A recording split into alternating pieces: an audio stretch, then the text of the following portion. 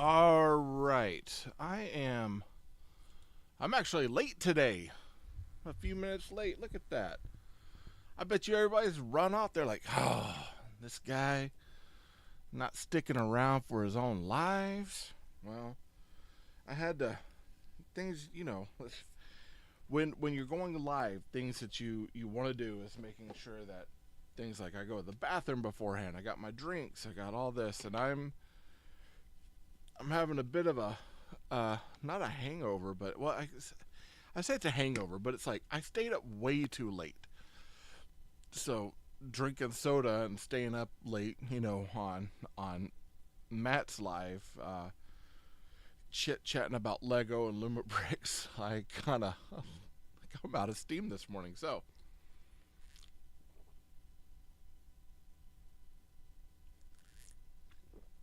for me, I am I'm in a little bit of a slow roll today. All right, now last week we were move some things around. I'm gonna move that over here.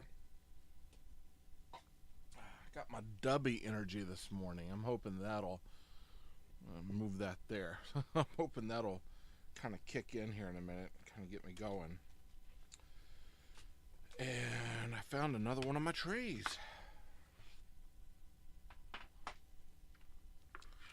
Alrighty. Even with a whole brand new space, like hey Harry, get like a whole brand new space set up, and yet it's like I get more space and I expand out. I keep going. I just can't seem to get it settled. So let's see. That is 225, 2224, 226. That is 2-1. So 2-2. So 2-1, 2-2.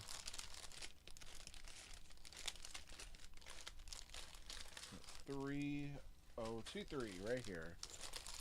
2-3. 2-4, 2-5, 2-6. Okay, so we got these. Hey Jesus. 3-2 and 2-7. Okay, so we got a lot for 2 3s. It's just this stuff that's left over, the signs. We're gonna put it down here. Now, originally at one point I was like, I'm not gonna do any of the stickers because they're micro bricks, and I was like, I kind of want to have it to where it's like, hey Matt, what's up? Hey, thank you for the heart me, bro. Right now I'm feeling it, staying up super late and hanging out all night. I'm feeling a certain kind of hurt right now. I'm old, Had fun though. Had fun. So originally I was not going to do the stickers on here. So tired, yeah.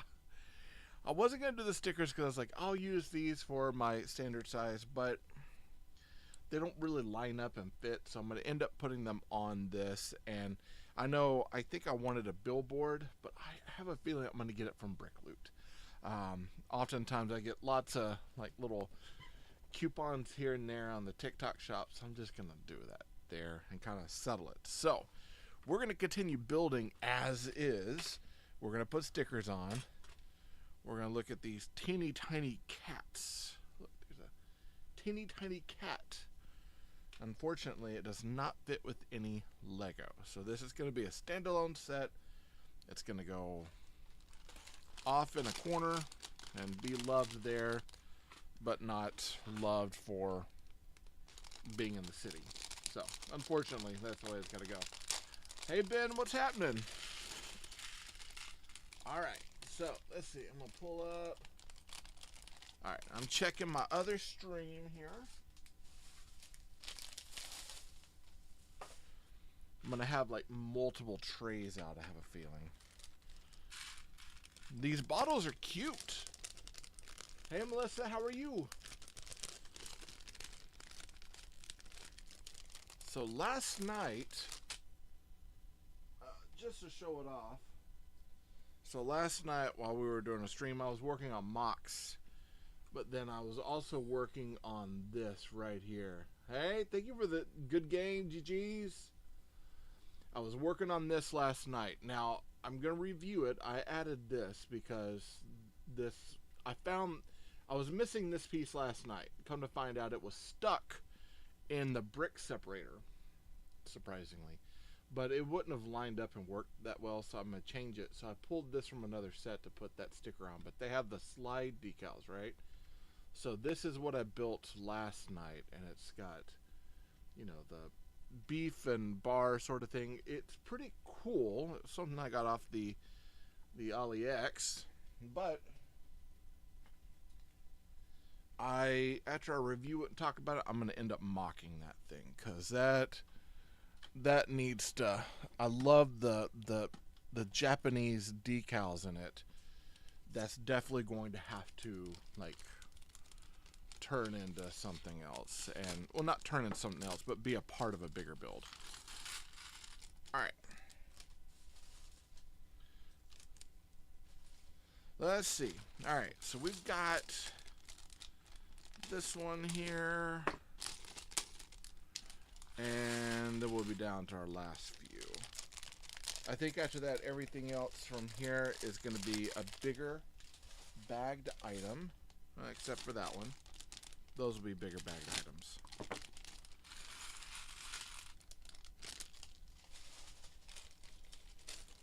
Yeah. That's all bigger bag stuff. So I'm going to put this over here and grab another tray. Oh, bags on top of it. Right here. I don't think I have enough trays here. Super cool. Yeah, this thing is, it's, like, I love the design of it. And at one point, and I saw it was micro bricks, I got it for like 12 bucks. And I was like, man, I could send it back. It doesn't really fit with anything. And like the whole idea of the micro bricks, it's like, kind of disappointing. But the way that it's put together, the book itself, in my opinion, was worth the $12, because that is something that I think I'm gonna pull from some of this design, and I'm gonna end up making my own Pier bar with standard bricks. But I'll end up changing it, modding it, mocking it up a little bit more, like, you know, fixing it to where it's like it looks in. It is. So we've got here. Let me find I think I've got. Let's see, what is this? This is a 4x8, and I bet you there's a 4x8 in here.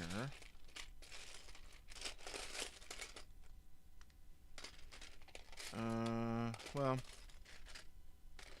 here's a 4x right here. All right. So this is a 4x12. So this is a 4x12. This is the scale we're working in, which is the micro, or I guess it's mini, micro. We have standard, mini, and then micro. And I think micro is smaller than this. So this is a standard plate. This is a 4x8 here. This is a 4x12. So it's about 2/3 the size. It's so close. It's so close. But unfortunately, it just, some of the companies, they just, I know that it has to do with scale and how much plastic they're putting in, but I'm not the biggest fan of the micro and like the mini bricks. But I guess it'll work. It'll work. We'll make it work right now. Okay. So put this over here. Put my sticker sheet up there. And grab this. I'm gonna put that right there. Pull this forward. It's time to move some things around. Dubby, you're gonna have to go. Hey, low budget, what's happening?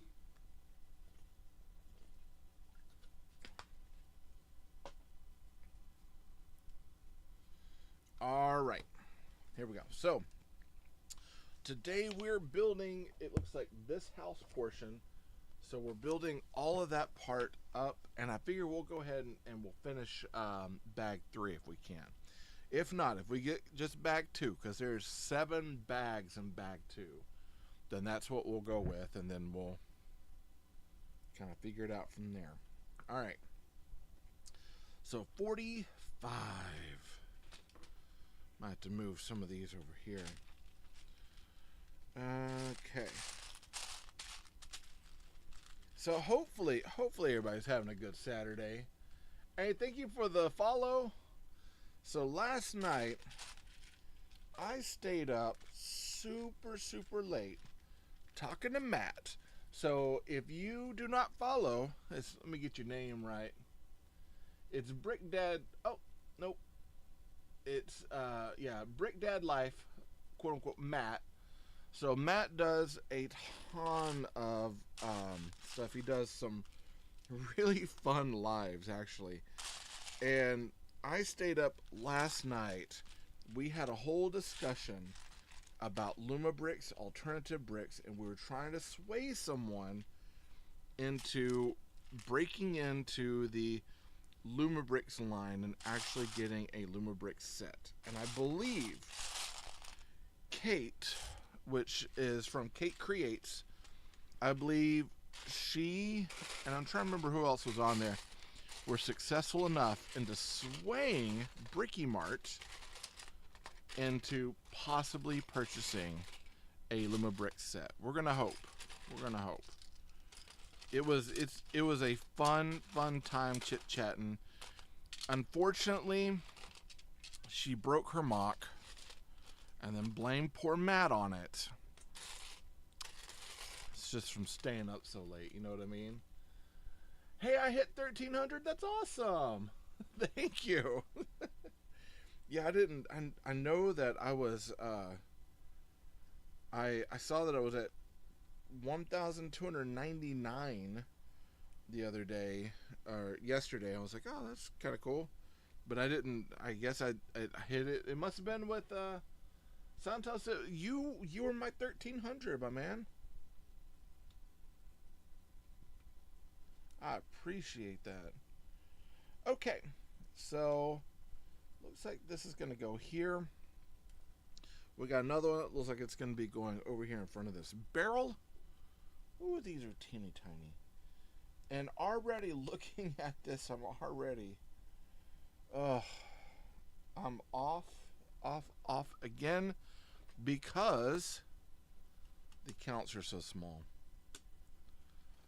So this is one thing that I love. Hey, Jessica. This is one thing that I love about the Luma Bricks line of toys or like building blocks.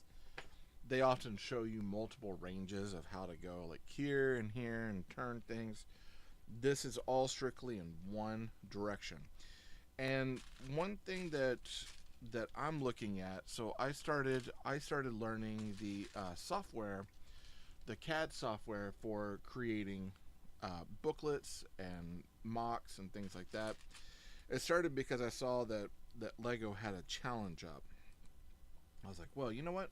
I'm gonna join that challenge. I'm about to finish up my video work, sit it in, and it's a micro build. It's a teeny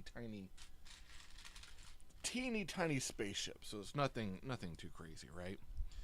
But I sat up one night and just sat there and learned how to build a Lego set in that CAD software. I was like, well, I'm gonna figure this out. I'm gonna get my mock up and then join this kind of like contest thing. As I was doing it, I was like, hey, I want to find like some ways to do instruction books, and so I started learning that. And one thing that I am looking at as I learn how to do instruction books is I want to make sure that I am 1, 2, 3, 4. I want to make sure that I'm showing different angles for the books. Let's see, you inspired me the other day to make sure I post 1 or 2 times a day. Dude, that's awesome. Hey, here's the thing. Numbers wise, as far as like gain, when you're posting that much more, it refreshes the algorithm and causes more traffic to come in, which is good. And if that's what you're wanting to kind of get bigger community, that's definitely something to jump onto to make sure that you're posting. I have not been posting lately. Here's my thing. I can dish out the medicine, but when it comes back to me, I'm not always taking it. But I have not been posting quite as much, and I need to. I need to get back on that jolly train and get more posting done. It's important. It's important. And when people are looking to see, hey, what are you creating? What are you making? Are you doing anything? Putting anything out there? If you're not showing up at the top of the algorithm because you're not posting or doing anything, you kind of get buried.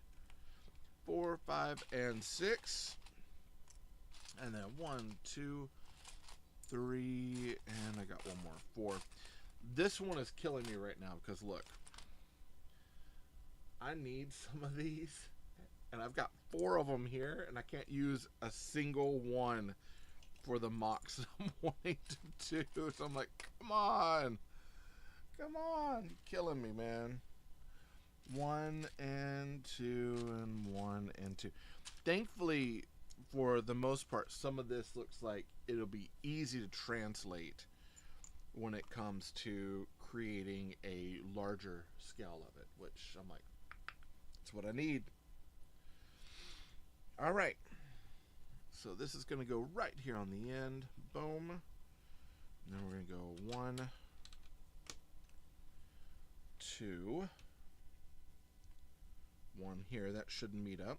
Nice, clutched, clean. Exactly what we need. Go here. And then this is going to go, let's see, meets up there. Here. 1 over. There. What you got, buddy? My kids won't ask me a question. What you got, my man? Everyone, my kid, he's here. Hello. Oh, he's hiding. You turkey. What's going on? Turkey, man. So. Yes. Oh, wait, you're building. I am building. What are you doing? I was going to ask if you could switch my Nito because. If I could what? My Nito. It's hard. Squish your Nito, yeah. Here, let me see this. So you need me to warm it up? Yes, because. I just need it. Don't put your mouth on it. Ew. Hey, I'm full of hot air, man. Is that a bad or good thing? Well, your mom would say, my wife, your mom would say it's a bad thing that I'm full of hot air because I'm just constantly talking. But, gimme, please. Please. Uh-huh. Don't take my, do you need it? Yeah. For what? I don't know. Man, don't take my stuff. That's my production stuff, yo. But your live stream, you don't need it. I don't need it right now. Just come and get me when you need it. Children. Hey, Lemmy God, what's up? Unfortunately, I'm not creating any Lumabricks today. That was actually a discussion we had last night with I think it was with Matt, Brick Dad Life, and Bricky Mart. Rids was on there at one point, and we were talking about Lumabricks. You were on there too, I believe. And we were talking about, she was saying that there were cheap bricks and Rids, surprisingly, because a long time ago, oh, that squishy things, yeah, those are cool. They're fun. Hey, Mikey, what's up? The Lumabricks, they're not cheap. They're less expensive than Lego, but they are not cheap. And that was something that we brought up when we were talking about. It's like, hey, these are not like cheap things. Hey, Mikey, so I saw that you sent me the invite last night when I got on. At the time, I'm just letting you know I didn't jump on because I was waiting on my kid. He was saying that he wanted to watch a movie, and then ended up ghosting me later, and so I never found out. But during that time, I was leaving the channel open so I was building a mock, and I was waiting on him because he said he wanted to go do something. I was like, all right. And then it never came to fruition. So there you go. But I do thank you for the invite, man. I appreciate that greatly. I hope you know that. Always, always, always. 1, 2, 3. I'm trying to see. There's a certain size or color here. There's certain ones that have. Okay, so I think it's. I don't think it's printed ones. I think it's actually these. Let's take a look. I'm going to pull all these out. I'm going to kind of have to do a color swatching, because a lot of this looks like it is one specific color, but they don't do a lot of distinguishing between the browns. Hey, what's up, Kobe? Yeah, Unc, I tell you, man, every single time, I'm not getting any younger. Not at all. Absolutely not at all. Someone, I think it was my kid, he was asking me, he's like, why do you let him call you Unc? I'm like, man, it ain't no big thing. I promise. Ain't no thing but a chicken wing on a string. It ain't bothering me one bit. Okay. So our printed ones are going elsewhere. These, I think, are brighter ones that are beginning to go on the stairs. So we need this other coloring over here. Now, I did get some of the colors wrong on the other one, but I don't really think it matters. I need one more of that particular tile. That's got to be in here.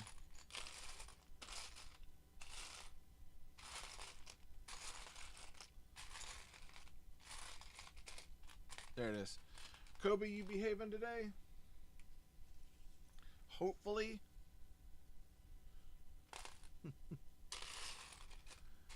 Alright, let's see. We need, looks like one more of these. And then 2 1x1 plates. I remember what I was supposed to do. Right over here.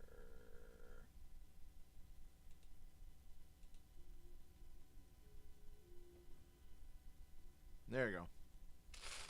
I personally need some music sometimes, and I found a guy on the YT that does ethereal type music that I absolutely love. And I'll shout him out here in a minute. Let's see. It's he goes by Odd Behavior, and the set's called Forever 3 a.m. It's one of my absolute favorites to listen to.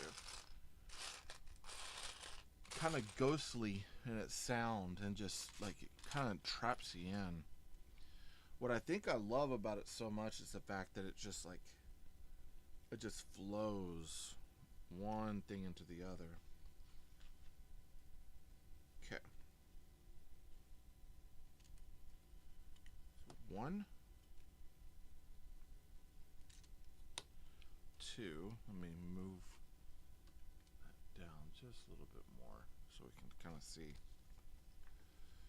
And we got 1, 2, and then one more right here. The fact that you're having to use tweezers here is, man, that says a lot for this. Absolutely says a lot.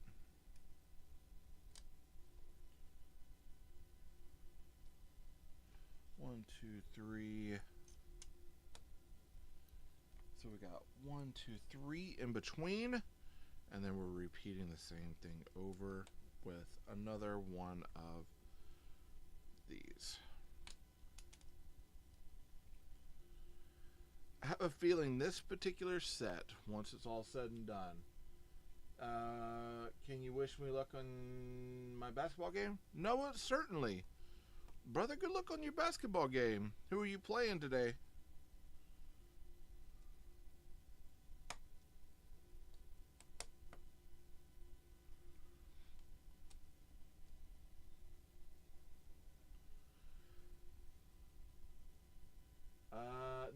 guess we'll find out when we get there. Man, hey, you know what? Here's the thing. Because you've been playing basketball for a while, I would say this. You know your skill. Use what you know. In any sort of battle, conflict, game, look at it. Hey, look at what you got. Know your strengths, okay? So if your strengths are layups or your strengths are, getting the ball down the court, you got someone on your team that's really good at shooting. You got someone that's really good at blocking. Coordinate with them. Be sure to use your communication. Open up those lines and play the best that you can. And usually that will trump anything out there if you play the best you can. It might not be something that you win at, but if you know that you're going in wholehearted, doing exactly what you're supposed to be doing, and you're trying your best, if you have a good game is better than any win, especially any win that's undeserved. So, winning is good, don't get me wrong. I enjoy winning, but if you have a good game, I think that's the biggest point of that. Make sure you have a good game. But if it helps,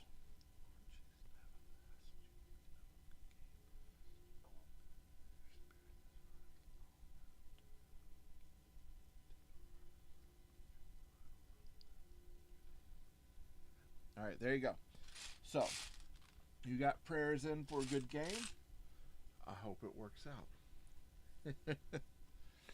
All right, so this is where I got to pull this up to my face, man, because I got 4 of these. I've got, let's see, 1, 2, need 3 of those. I've got 1 more here. That's 2.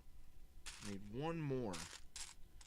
These things are small. I will say, this has been a pretty interesting experience. I don't think I'm going to do this one again for a while. I think this might be my kind of last sort of micro build, because these pieces are a little too small for what I'm used to dealing with. And I'm already kind of blind as it is, so I say that. Let me rephrase that. I'm not blind. I actually have fairly good eyesight, but when it comes to things up close, I struggle in my older age seeing things up close. So yeah, it's hard to get it. You say, "Oh, okay." You say, "Okay, good." Hey, I hope you have a good game, brother. I do. It'd be nice to get a good win in. Alright, that's going here. We got this step going here. The way that they're making these stairs are actually pretty cool, just using blocks. I'll kind of show you what they have. So, we've used basically plates, 1 brick, and then we've got a 2x2 and a 2x2 with a 1x2, and then a tile stacked.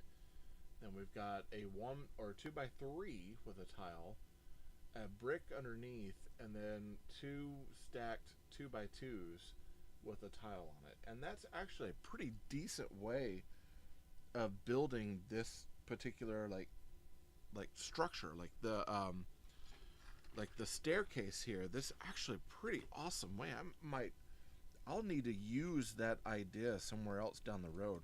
I like it because it keeps that whole board look and makes it stack and move, which is pretty cool. All right, let's see. Over here. So how other than games, I know Noah's got a game going on, and Matt is recovering from last night. We might have done too much last night.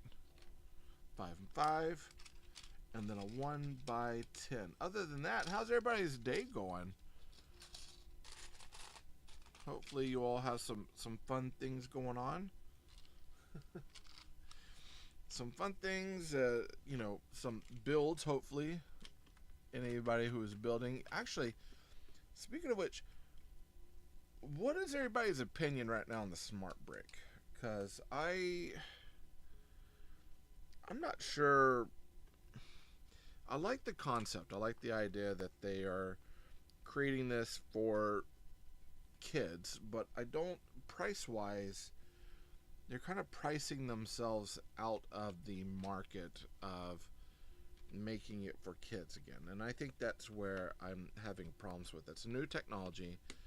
Out of the bat, I don't do a lot of Star Wars stuff personally. I have a few Star Wars sets.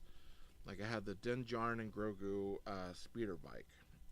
If I found a, you know, I was gonna go backwards and get the Din Djarin set that had the Tusken Raider, and I think it was the Tatooine Showdown. I would get that one for sure, just because it has a Tusken Raider, and I've cosplayed as a Tusken. So, I don't even know what that was. And I mean, when I say cosplay, like it's a full, like I've got the helmet, I've got the leather bandoliers, I've got all sorts of, like, the full robes. Though I had to redo my robes. I am not slated for the 501st, but it was good enough that the last time I did the cosplay and I had updated everything and got like a new helmet, better wrapped boots, and had like the right gloves. The only thing that they deemed me on was the robe was not exact. And my Tusken is kind of an episode 1 Tusken. But I do have an outer robe and everything else. And so I have a gaffy stick that can take apart. I've got, and a lot of it's 3D printed, molded, built that way. So I mean, it's a cool setup. It's hot though. I will admit, it is a hot costume to wear.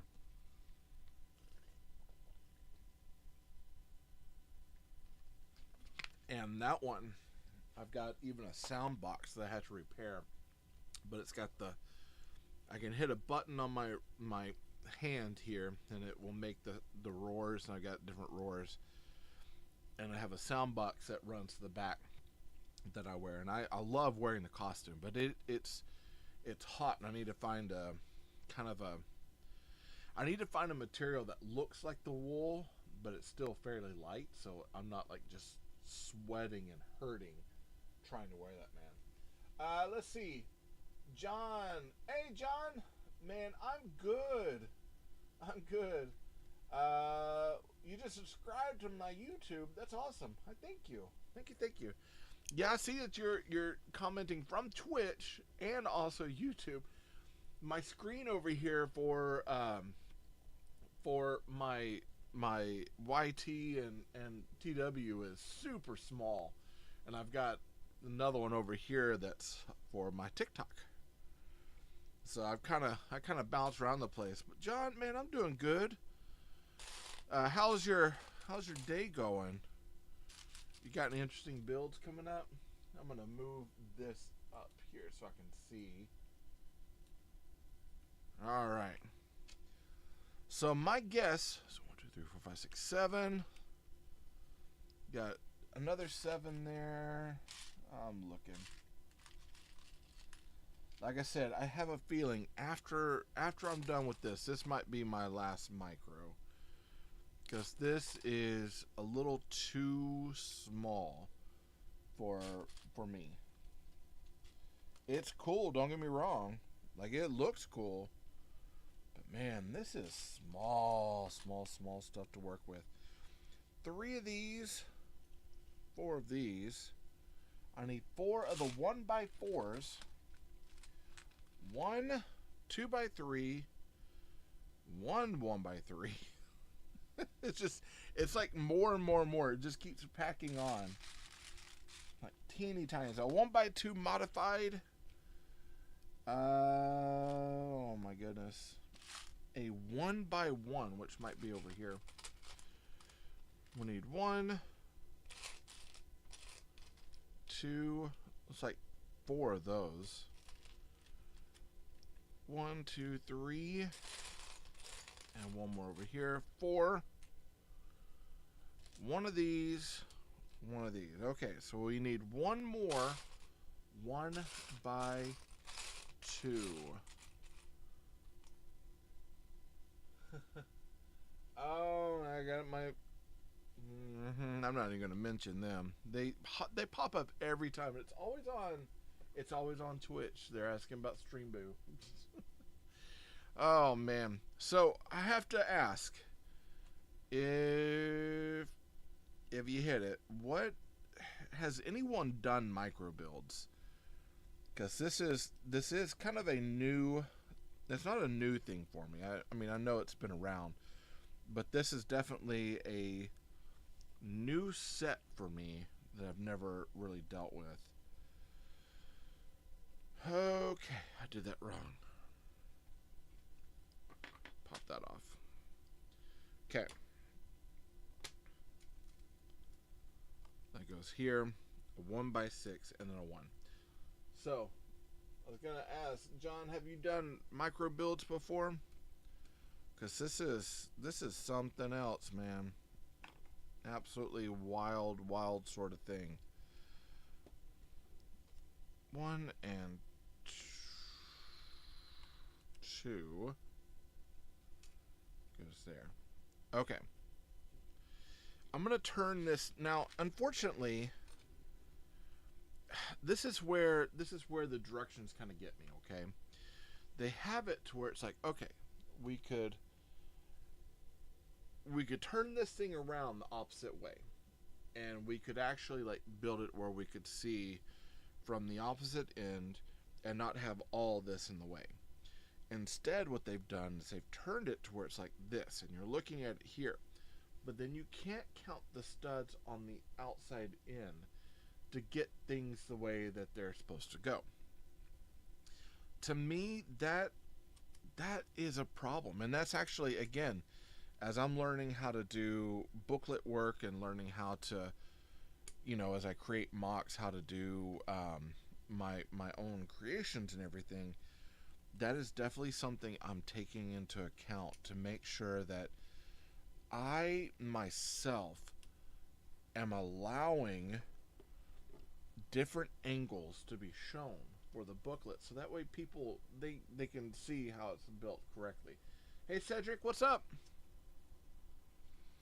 Okay, so we should have 1, 2, 3, 4, 5 rows. 1, 2, 3, 4. So I'm gonna do it like this. We're gonna go 1, 2, 3, 4, 5.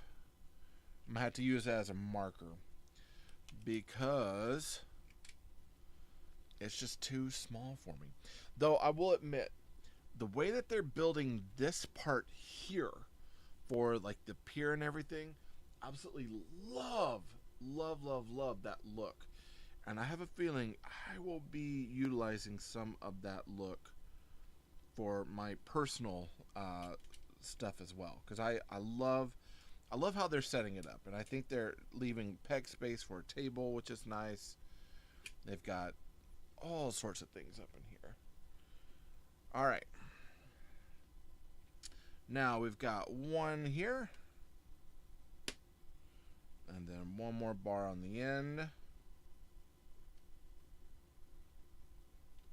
and then 1 bar, 1 more, and then we've got our 2 by 3 on the end. Goes right there. And I believe the rest of this is all bar and like wall and woodwork, which is fine. Again, how they're putting that part of the bar together is incredible. Like I said, this would be one of those that would be perfect to adapt for a bigger set. I even love how they've done like the pole and everything. And as I'm building, like wanting to build my city stuff, I'm not quite there yet.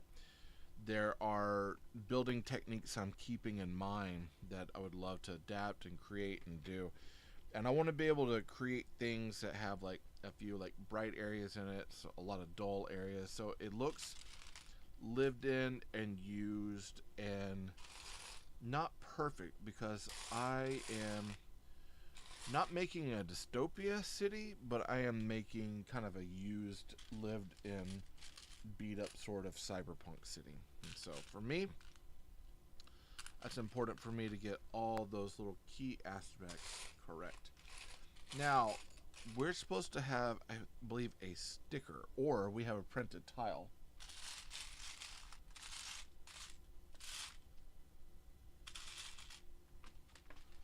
Pull it up to my face. Got one of these. Okay. So interestingly enough, we do have some printed tiles, and then we also have like tiles that, or we have pieces that have stickers. So we have some that are printed, some that have stickers, and they're not consistent between the two, I promise. Make sure that we're good on that one. All right. Hey,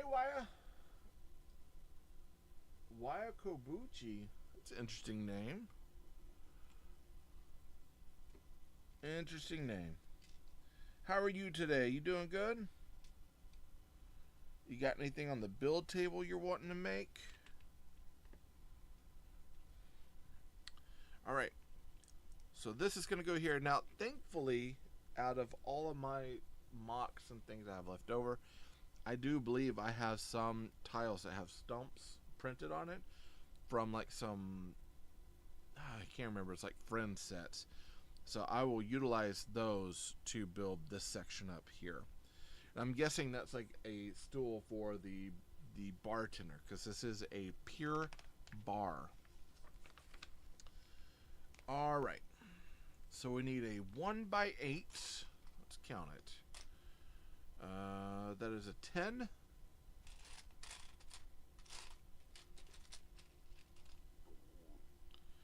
Eight. A 2x6. Two 1x6s. 1 and 2. A 2x3. 2x3. And then it looks like tile work from here. So that is a 2x3. A 1x3. Whew. We got an L plate in black that is a 2x2 L. And then 9 of these 1x2 tans. 2, 3, 4, 5, 7, 8, and 9. Just gonna go back over here. And now we're putting this top floor together up here, which is pretty cool. I dig it. I like the look of these things, and they are stepping it up. Now, personally, I think it could just step right into there, but I have a feeling we're putting a door in, or there's something that we're putting in that's going to make it to where we have to have one more step up. Now, oh my goodness, I broke off my flame. One thing that I am kind of concerned about is that at this point, we have certain things in the way that make the clutch power for some of this really difficult to work with. And the fact that we're working with these micro bricks, and I'm having to pull out tweezers because my thick adult size, Kersey's adult size hands, they are making it very difficult to plate some of this stuff. Oy. Oh man. Okay, so let's press that in here. I'll press that in here. I cannot get that to seat anymore. Alright. So we got to go backwards. I see what I did wrong. And we got to pull this up. Push this in. Push that in. Or maybe not. Pull it up a little bit more. push this in. Okay, that holds. Oy vey, oy vey. Like I said, this is one of those. It's probably like I might put it in a case and put it up somewhere, and then that's it. Because it just this is kind of like one of those really difficult sets. It just doesn't really feel like it's like the stress of this one is something else. And I miscounted on a plate. Okay. So we're going to start from over here. Boom.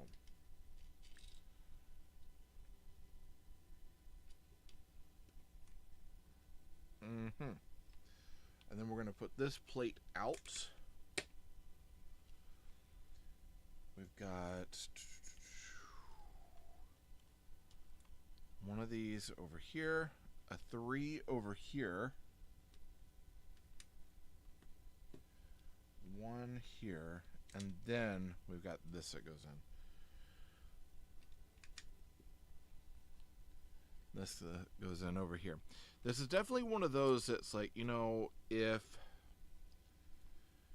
this gets mocked, or not mocked, but I mean, let's say I take it and I go, hey, you know what, I'm going to build some instructions out of it. I'm going to take the book, I'm going to use it as a reference, but now I'm going to change this.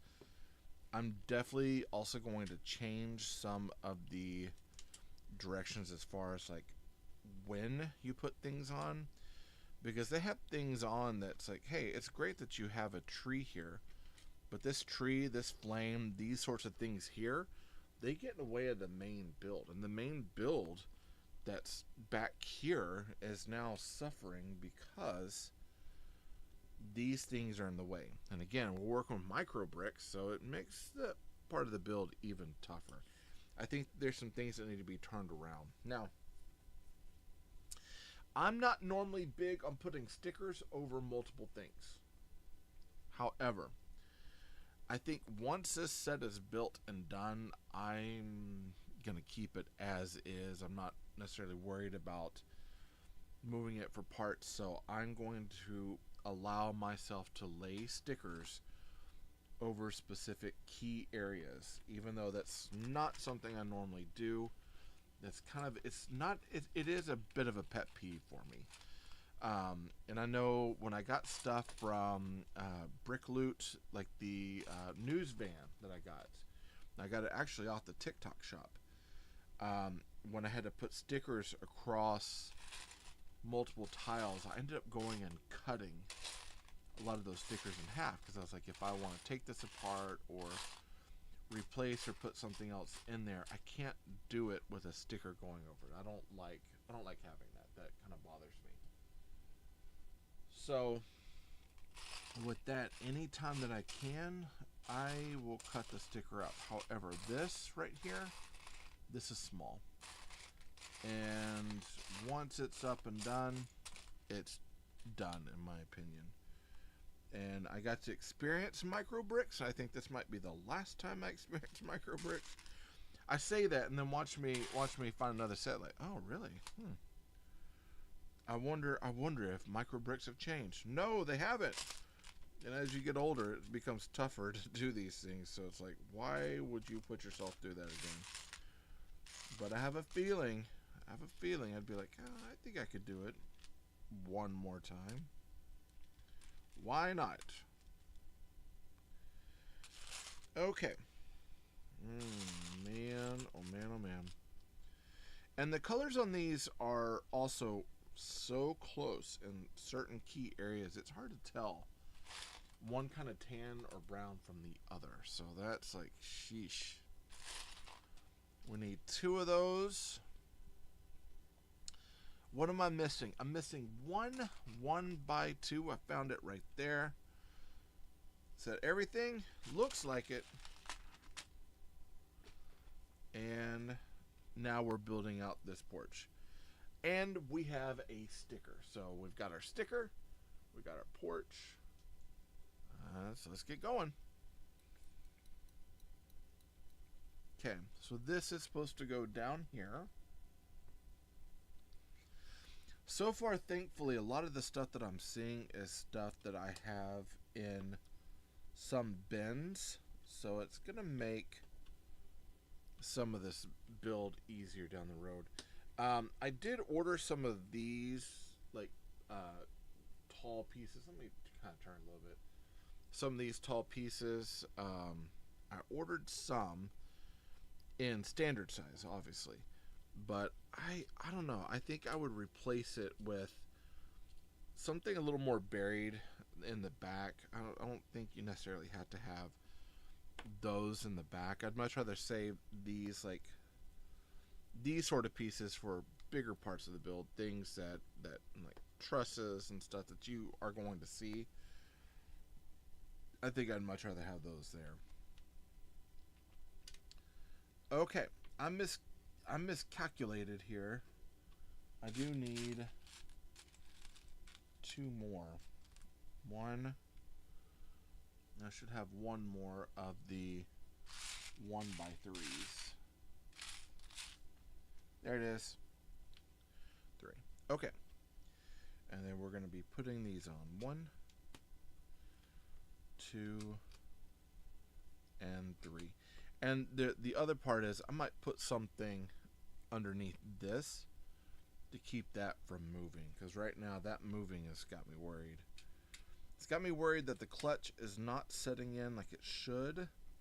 I think it'd be fine, but it's like, yeah, I would totally change that. It's just not as strong as I think it should be. But again, overall, like the whole idea of this and adapting it, I think would be pretty cool. I would probably change up some of the colors too, and definitely change up a few of the build techniques here and there to make it a little bit more palatable, to make sure certain things are setting the way they're supposed to be setting. Okay. Alright, there we go. And then our sticker. So this is relaxation time. It's a whole rug. That's going to go right up here, right across these bricks. 1, 2, and 3. Pull that just a little bit.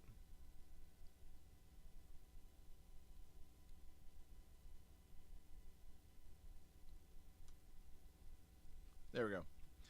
So we got a rug across 3 of these plates, which is kind of unnerving, but you know, it works out.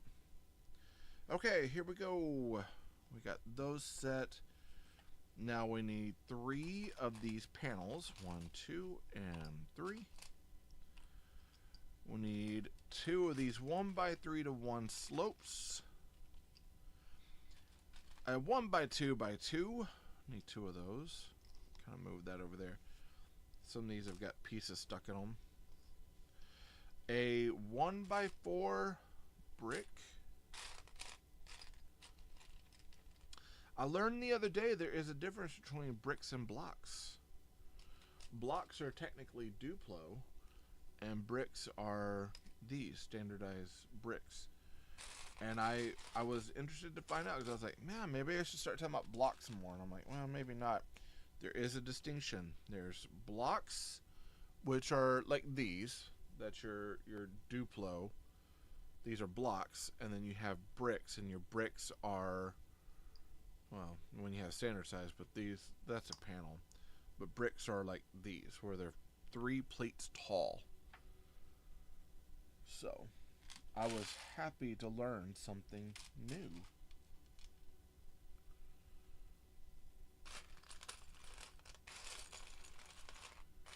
I'm looking. It looks like I might be missing a brick.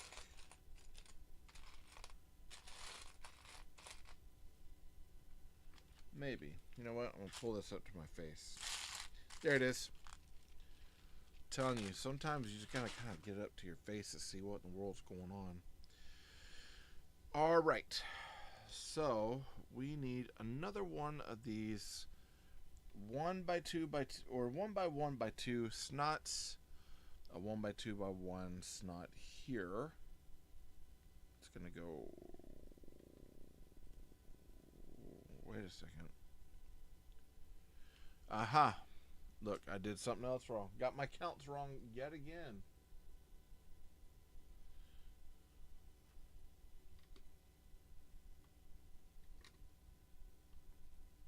Okay.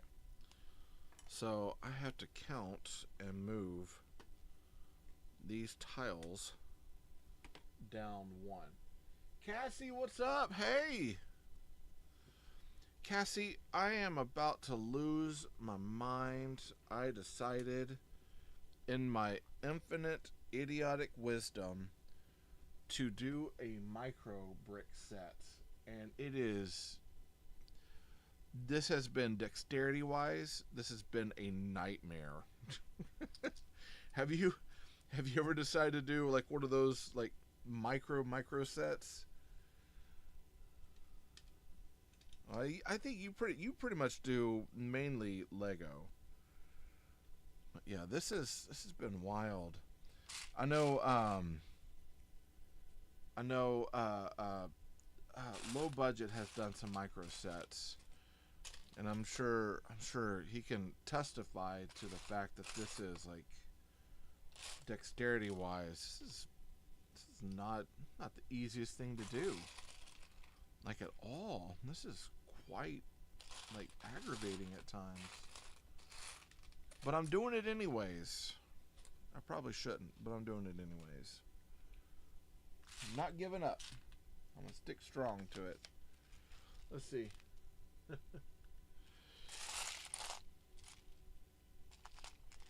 All right. Okay, so I skipped a step. So now I've got parts for this, which is coming up. Sans to snot bricks. I've already done those. But now I got to put these tiles down. So interestingly enough, they, instead of like turning the booklet or turning the image one way or another, they're kind of keeping it to where every single image is on the same, and then they are kind of showing you, hey, this thing goes behind this one little area here, which I'm not the biggest fan of. I like having, maybe I get spoiled when they turn the model and they show us, hey, you got this over here. I prefer that sort of approach to it. So when I get a set that's like, look, this is going to go behind this area over here, it's just like, come on, really? You can't just turn the model, because, you know, based on the software and like what I've been learning with creating the booklets for it, it's like that would be an easy fix. You just turn the whole model, and oftentimes you can put in the turn emblem and just turn it so you can see it that way. But maybe I'm asking too much. I do like this port thing in the back. Like I said, some of this, the way that they create it, I will use down the road for my own personal models. But this has been interesting. This one goes right here. Okie dokie. So we got two panels that are facing one another, which is kind of cool. But the problem is that they're not doing anything with it. Now I've seen where we've had like panels that kind of come together, and then they put something on the end where you can slide stuff in and use it as like a part catcher, or, you know, run wiring through it, things like that. They're not utilizing this for anything. So it's closed off on both ends. So it's kind of a hollow space. It's okay for filler if you have a lot of extra panels. But if you don't have a lot of extra panels, that could have easily been done with two 2x4s. So you can just 2x4 brick them in there, and that would settle a lot of that. A lot of the techniques that they're using for this are techniques that we would use to hide wiring, where you have like one panel facing, like here, let me show you, where you have like one panel like this, and you have another panel, and you face them together. It creates like a little channel in there, kind of like that. And that's where you would run wires through, and you can run it up over here, and they're utilizing they have us doing that, but then we're not running any wiring in. There's nothing that we're doing that would indicate that we even need to do that. And I don't know if it's to cut down the amount of plastic or to cut down on the size, because I mean, size-wise, it hasn't changed.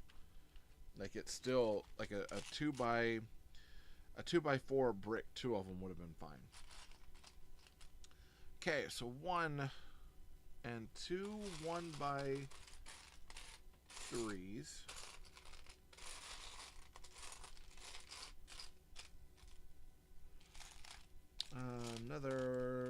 Another 2x2 L plate.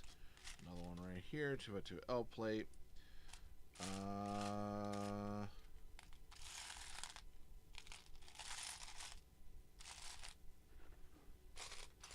There it is. And weirdly enough, they have us using a 1x5. And that's not something you find very often. I find a lot of 1x5s in the Lumabricks world, but not necessarily in Lego that often. Well, I say that, and here lately I've actually seen a lot more 1x5s. I want to say there was like a car or something I put together the other day that had a 1x5 in it. Man, what else? I know I've done a few other Lego builds that it seemed like it had a 1x5 in it. But interesting enough, most of the time, like growing up with Lego liked to keep things even, right? So you had, like your 1x2s, 2x2s. Every once in a while you get a 1x3. 1x4s were big things, so 1x1. But for the most part, it was like you didn't have like 1x5. So if you want a 1x5, you got a 1x2, and then a 1x3. End of story. But these days, I'm noticing that there's quite a bit of change on that. Now, I will say, the way that they're putting this bar together right here, I'm going to throw it up there for you to see. The way they're putting that bar together, that is a solid sort of build technique. And I will definitely be using that down the road. I like this build technique. So let me pull the parts and kind of show you what I'm talking about. So we do need a 2x3 brick. We need a 2x3 plate, and it's all in the dark gray, so it would probably be over here. Let's see, do we have any of those? Yeah, 2 of those, a 2x3.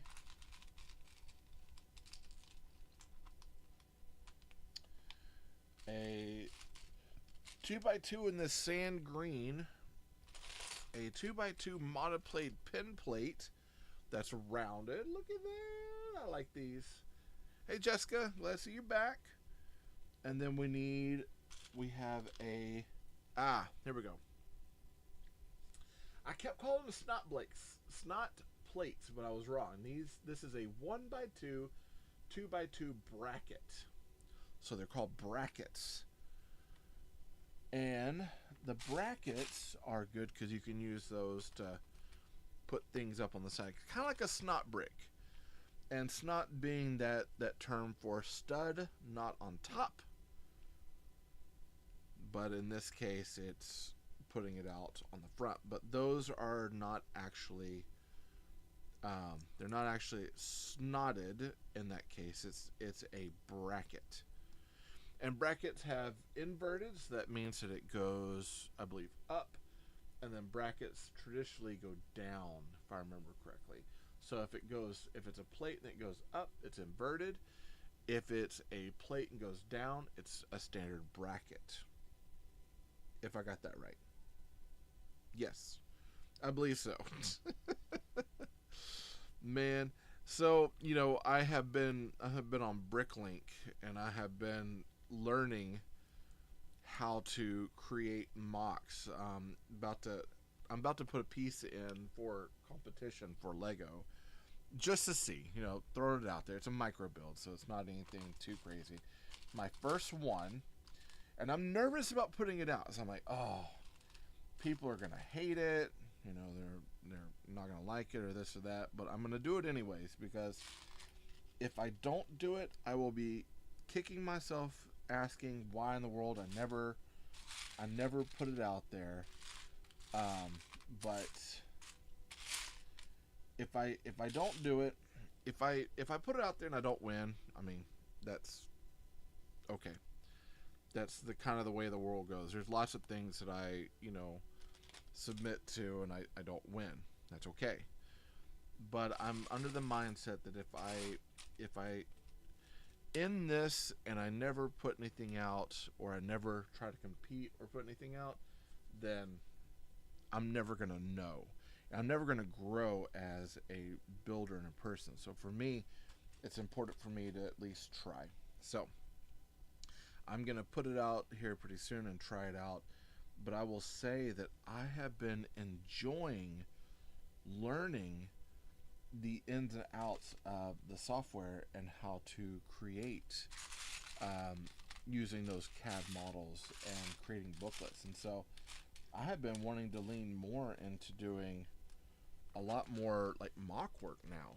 I mean, don't get me wrong, I'm gonna still get my sets and review sets and enjoy it, but man, I really enjoyed like putting the model together and like figuring out like how the model should go and all that. Like, I really enjoyed that.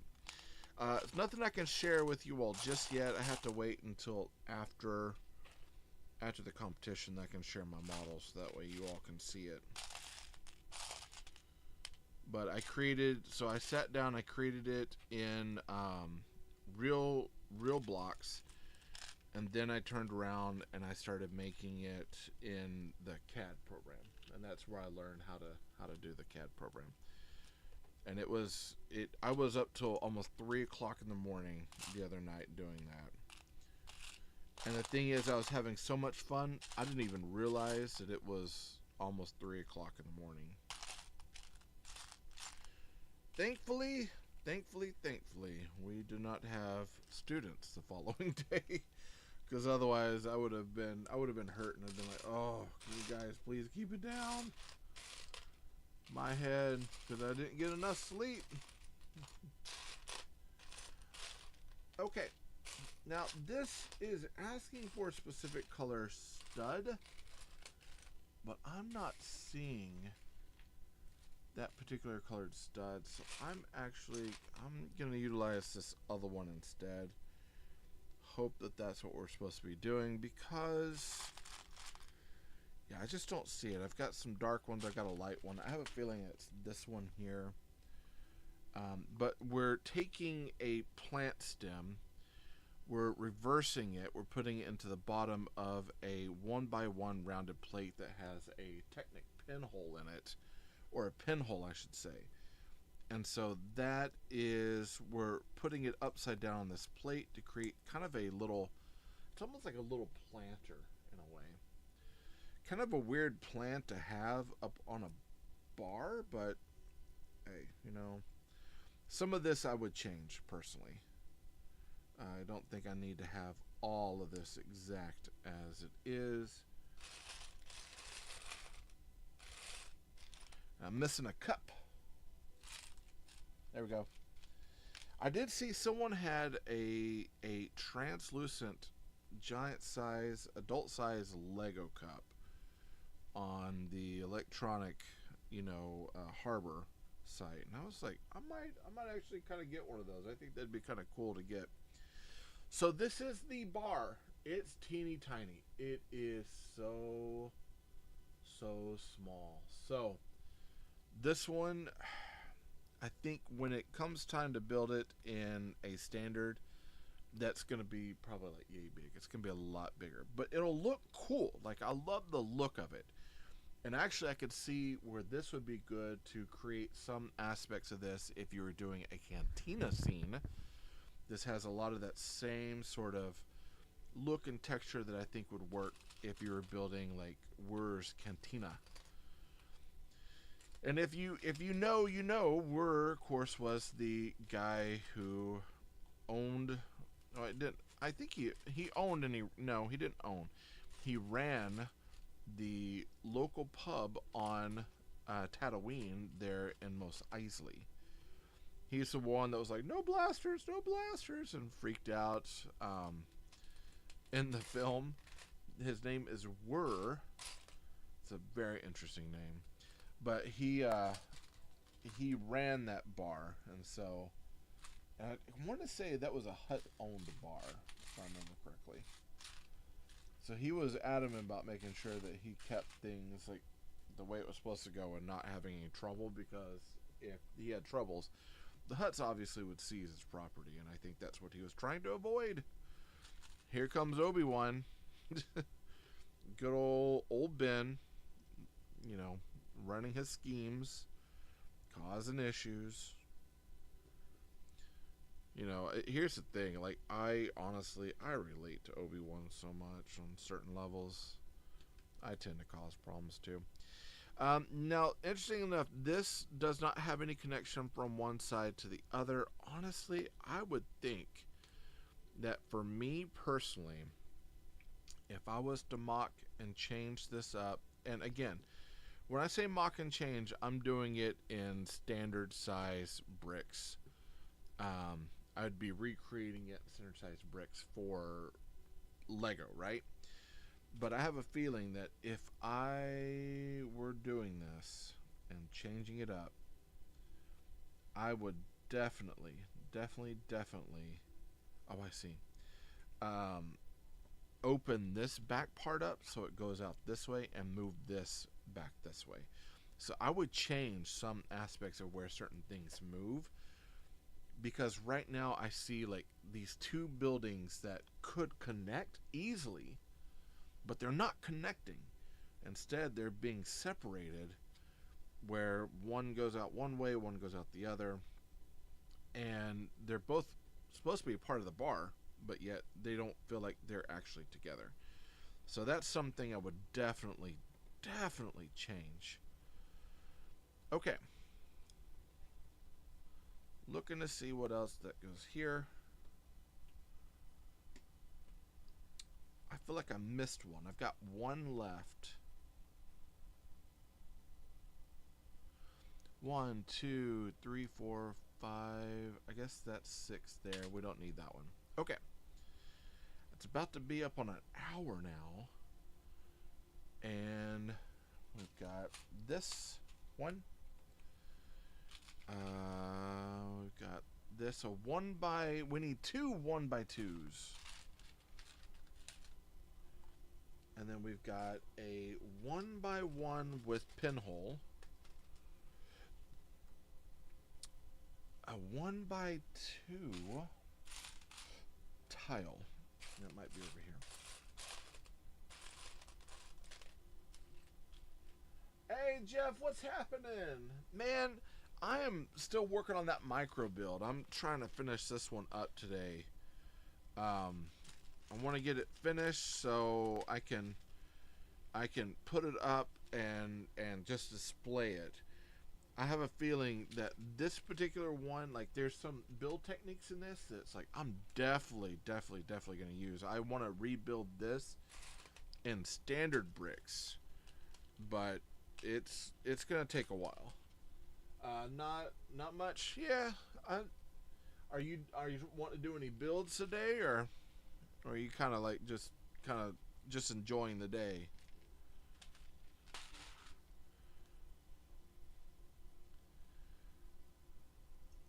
Okie dokie. So let's take a look at this. We got 1 and 2. Okay, so we are putting a thing up. Hey, Brick Guy, what's happening? You're working on a huge train set. Oh man. Yeah, I need to go back to your page and check out the check out what work you've done. So you're laying track. Are you doing like a full city yet, or do you have it just kind of out right now? Not much. Brick Guy, I have not seen. Now, I might have been missing, but I haven't seen you go up on live in a while. Just checking in and see how you're doing. Um, have you done any more discussion on? Actually, I'd love to hear. You started the Milky Way galaxy this morning. I would love to hear some of your opinions right now on the smart bricks. I know that's a big, big thing. A lot of people are talking about it right now. Anybody up for chit-chatting here in a minute?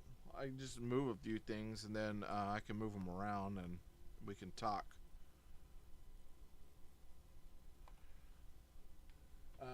It's a brick set. The polar brick. Oh, nice. I think it's cool. But needs to see in action. Yeah. And I think that's kind of where everyone's at right now. I think so. When they announced all the new sets, so we got the 3 brick sets that actually have the smart bricks in it. Each set has 1 smart brick. So if you want 3 smart bricks, you're gonna have to pre-order the Throne Room, Darth Vader's Advanced TIE Fighter, and the X-Wing, right? Okay. Now, they announced the 5 other sets. Cool, Rick, sound. You know, I think it's something. So they just recently, did on the Alchemist castle. They did the motion detector for light, and I think that's something that they are working on now. I can't talk about it. I can't talk about it yet. But I got emailed and asked about maybe looking at some testing. I filled out a survey for it, but they are looking at some new types of sets and things. No sound that I'm aware of, but they are looking at doing some new stuff that's going to be coming up. So, and like I said, I can't talk about it yet, but I do hope that they pull me and let me look at it and work with them on getting some things set up. I think that'd be a lot of fun, and I love Lumabrick, so I would hope that. Also, lives just on dude. Also, lives just on YouTube now due to TikTok live restrictions. Oh, so have you been restricted? I wouldn't think that you had, but I mean, there's no telling. The algorithm has definitely changed quite a bit, so it's kind of all up over the place right now. But have you been have you been on restriction? Plus, I'm working on a brick set for the One Piece pirate ship. Nice. So you've got that's, and what is the name of that ship? Trying to remember. My kid was asking about it. He was wanting to know if he can get it. I'm like, I don't know if we have the money or the budget for that right now, but it looks cool. For no reason. Oh, that's weird. Yeah, I mean, here's the thing. They let me rephrase it. They have a reason, but they're not actually. Whenever a restriction goes up, it's hard to understand. Like when I was asking about one restriction one time, and I kept putting out saying, hey, this restriction doesn't make any sense, blah blah, fix it, and they just denied it. They had no, like, they wouldn't say why. And I think that's the part where I'm like, what's going on? Like, you're restricting these things, but then you're not really like your reasoning doesn't seem legit. Let's see. I'm not sure company name is Tycol. Okay. 235 to 248. No, I doubt that they do. Yeah. Unfortunately. Now, when I do live, I have Uh-oh. I missed a brick. No, I got it. When I do my lives on Saturdays, and it's particularly only Saturdays, but I am I'm on dual platforms, so different screens, dual platforms. So like on one end, I am over on the YT and the TW, and then on my phone one, I'm on here. So I do hit up multiple platforms at one time. I was using Restream to hit up like Facebook and some others, but the quality for what I was paying just didn't seem like it was streaming. Like my internet didn't seem like it could hold up enough for it. So do you go by? Yeah, every platform same name. If you type in TayRayGun, you'll find it. Like I think on here it's TayRayGun's Bricks and Toys. My YouTube, I believe it's at TayRayGun, but it's I think I changed the name to TayRayGun's Bricks and Toys. Instagram, I can't remember if it got fixed or not, but it should also be TayRayGun. So it's the same on all the platforms. Yeah, go check it out. And if you do a follow on there, I'll do a follow back. So TayRayGun. Okay, so my actual name is Taylor Ray, and then I have my last name, which is Greek. It's Limbury. Well, what I've never liked my name as Taylor Ray.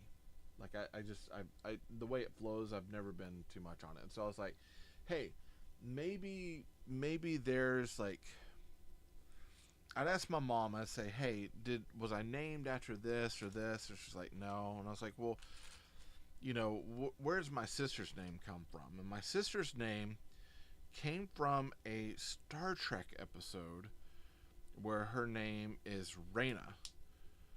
And my parents were big Trekkies, and they named her Reyna from I believe it's the episode called Mud's Women, where it was like Reyna 1, Reyna 2, and so it's just this really cool name. I was like, that's so awesome. I was like, well, obviously you named me Taylor from Planet of the Apes. And they're like, no. I'm like, well, you named me Taylor because of this. They're like, no. And I'm like, well, why'd you choose Taylor? And they're like, oh, we just thought it sounded nice. And so I was always bummed. I'm like, man, I grew up in a sci-fi household. My sister has a sci-fi name. Could care nothing about science fiction. I absolutely just like, whatever. Here comes a kid who enjoys science fiction, wants to have a sci-fi name, and is completely denied that whole aspect. I'm like, oh, come on. And so for, hold on, I'm going to fix this real quick. I need to enlarge that to fix that. Boom. And so for me, it was like, I got Taylor Ray, Well, so I decided years later, I'd asked my mom, I was like, well, is Ray from like Raymond or anything like that? There's a Raymond in our family. And mom's like, no.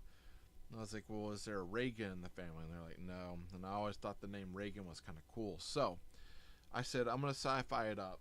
And I'm going to make when I make my handle and I finally, try to get it there, I was like, I'm going to make it to where it's TayRayGun.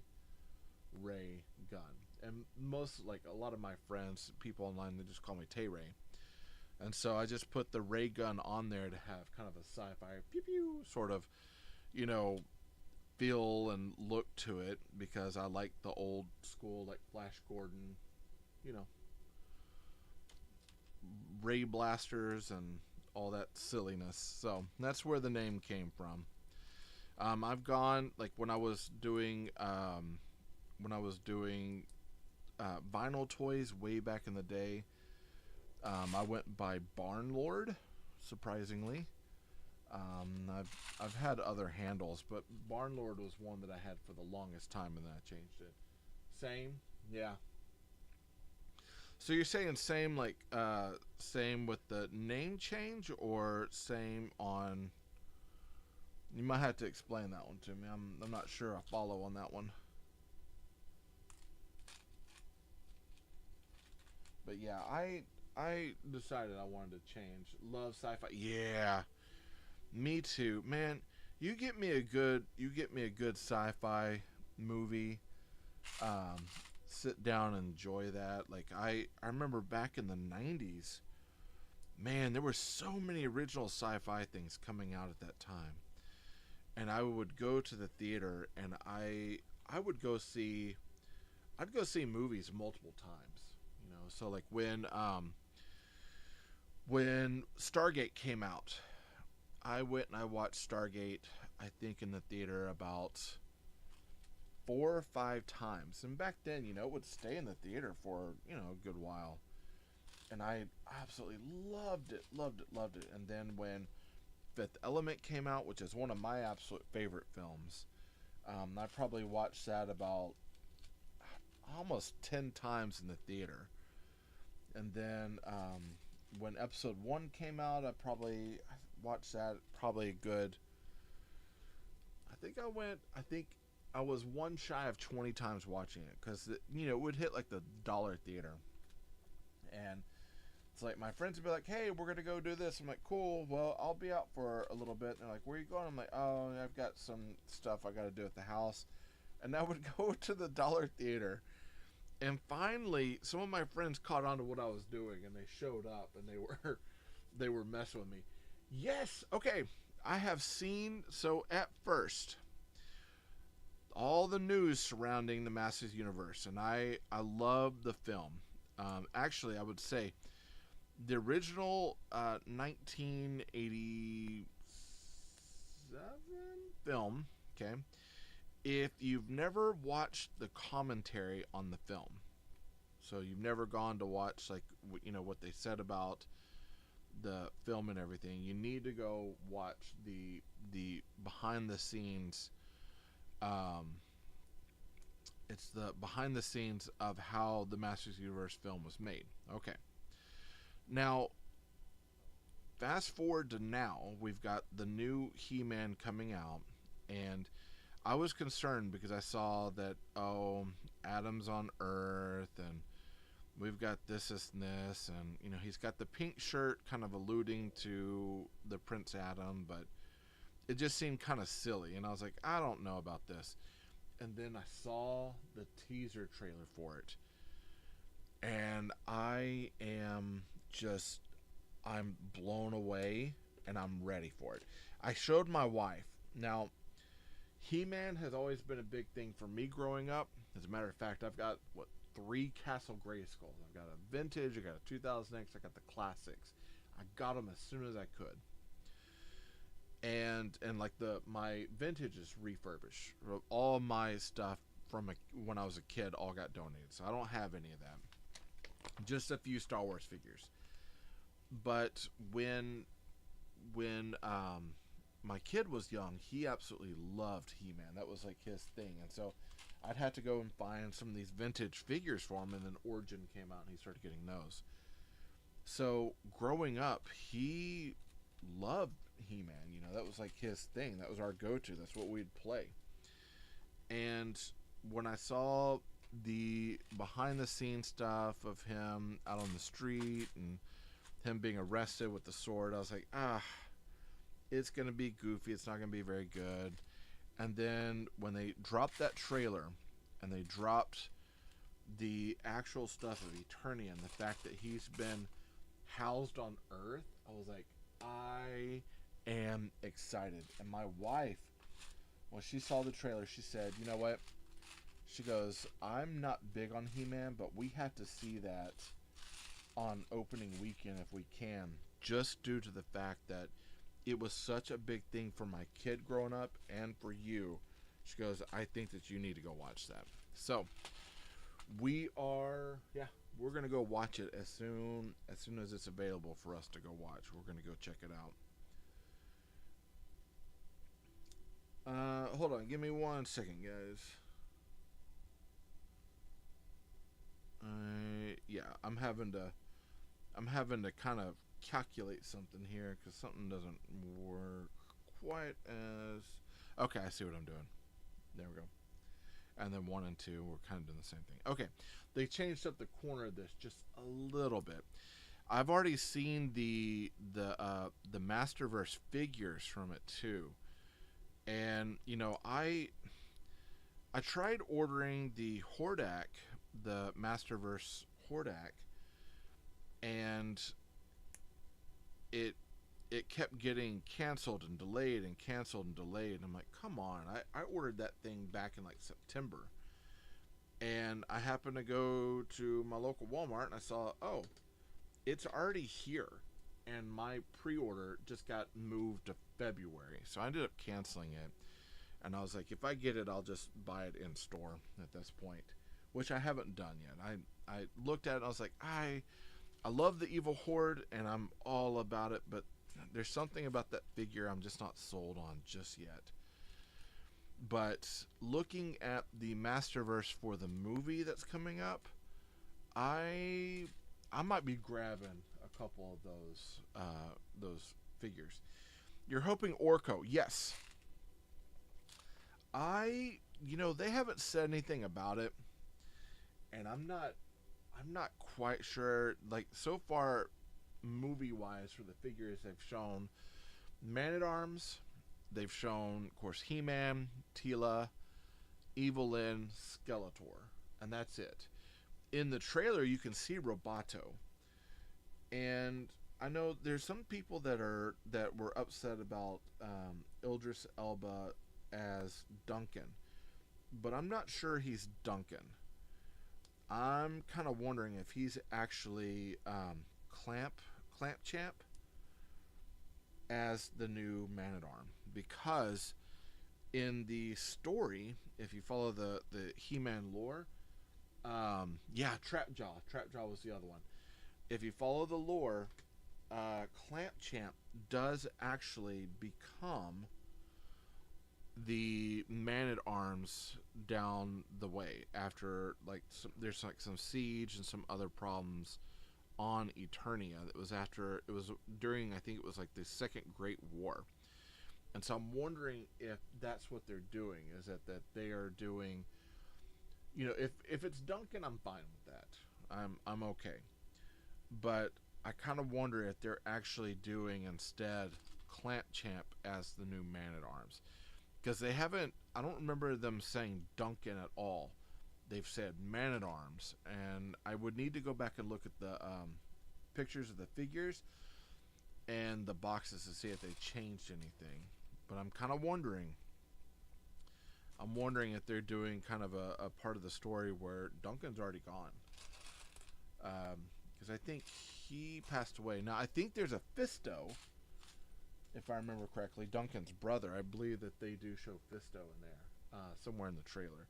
And, of course, Roboto. And Roboto's gigantic. He's a huge-looking robot, which is pretty cool.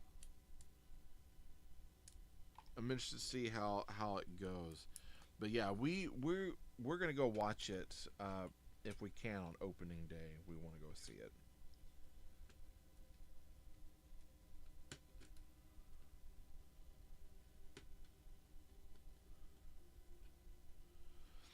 All right, so here we go.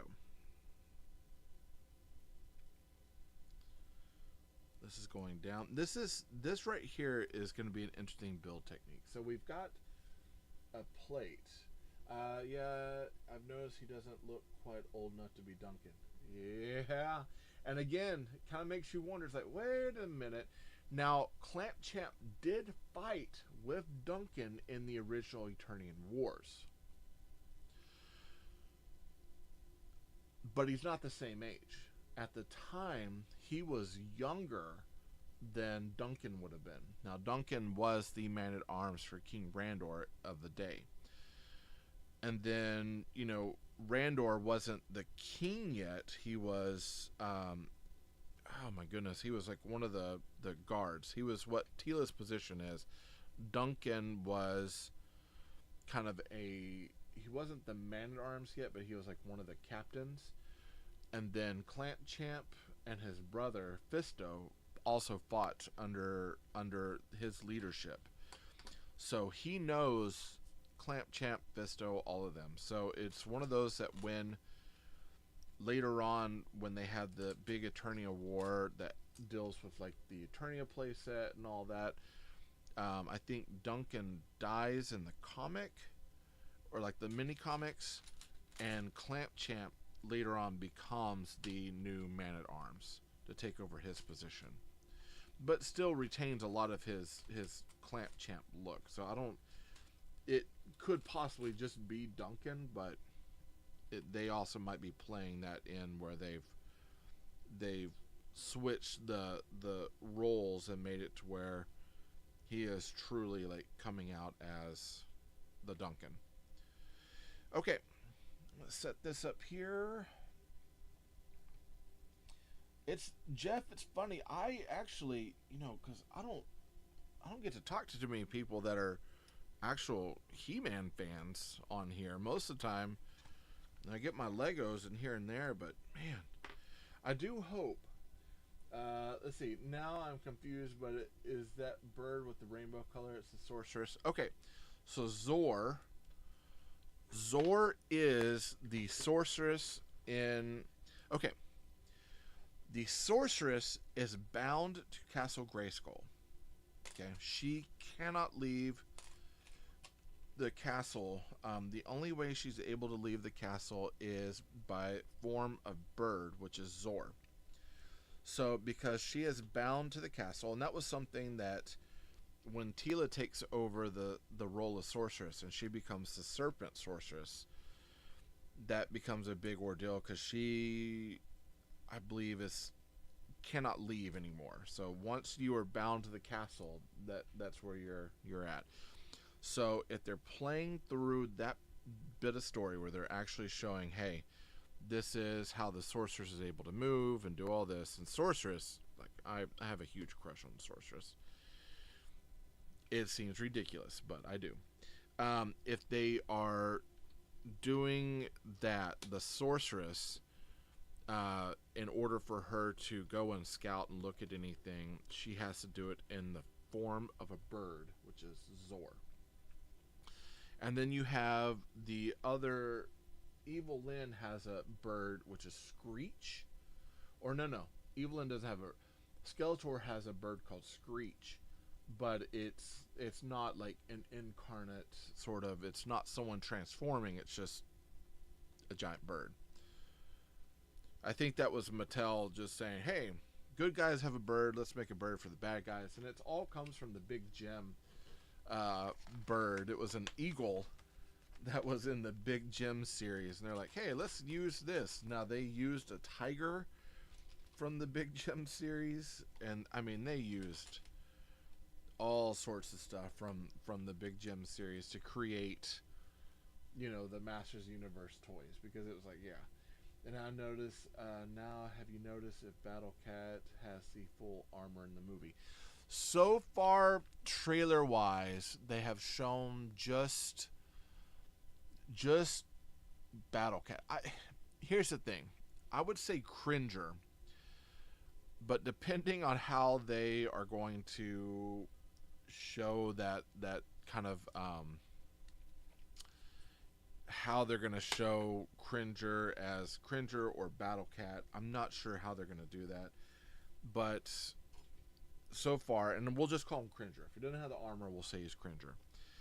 But Cringer has only been shown, I think, in the trailer as Cringer and not with the armor. And I don't remember seeing. I know that they are making a Battle Cat figure, but they haven't announced anything. And I have a feeling it's because they are wanting to show off the new armor when it gets closer to movie time.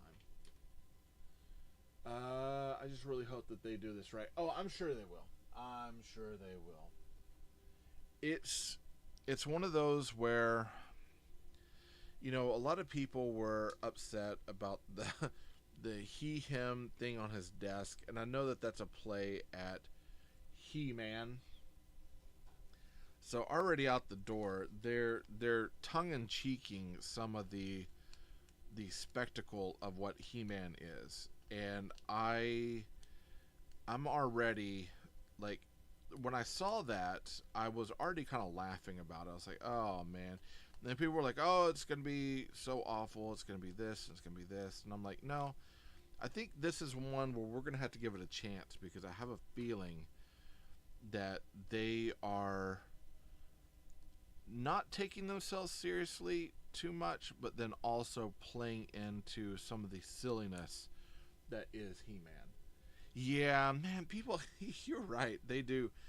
I have people that just they get so upset over everything. I've had some people comment on some things that I've posted, and they're like, "Well, actually," and I'm like, "Hey, listen, it's there was something I had said about smart bricks one time. I was like, I'm I'm not sure like how Lego is wanting to afford this out to kids because of the cost of it and the fact that you've got so many sets that are in order, like the Millennium Falcon is $100, but it has no smart bricks in it. Okay, cockpit's not completely sealed. It's kind of it's okay. It's not nothing to really write home about. But one of the things I noticed was that it has two spots for smart brick. So if you want to use your Millennium Falcon to the best of your ability, you also are going to have to purchase two of these sets in order to have a smart brick on the cockpit and a smart brick on the engine. And to me, I was like, that doesn't seem like a very smart choice to make when it comes to, hey, we want to make this affordable for kids to be able to play with and do this and this. It doesn't seem like it's a viable option anymore. Like, it's like, well, we've got this thing here, but in order to get the full benefit of the Millennium Falcon, you're spending $99 on the Falcon, and then you're spending, was it $120 on, let's say, either the throne room or the Darth Vader's Advanced TIE Fighter or the other one, and then you got to get another set in order to do that. I saw that you wrote something. Give me a second. I'm going to place these stickers. I want to check out what you wrote. I'm placing these up on the wall. Normally, again, I normally don't go across multiple bricks, but this is not getting taken apart. Once it's done, I mean, if anything, I might craggle it together. I really want to get the Lego mini scale miniature class. I'm trying to remember. I wanted to say Bearded Blue Collar is putting that together here pretty soon. It looks amazing. It looks really, really cool. There's a few sets I'd love to get. The only other Star Wars set right now that I want is the Cobb Vanth Speeder with Cad Bane. That one I do want to get. I feel like it's a little overpriced, so I might wait to see if it rolls back a little bit in cost. It seems fairly available. I see it all the time, so I'm gonna wait until there's a sale on like the Rainforest site or something, and I might pick it up then. I thought about looking at getting it off of Lego, but I don't know. I don't know if I'd get enough points to make it feel like it's worthwhile in that case. Wait a second, I'm gonna take care of this. Boom.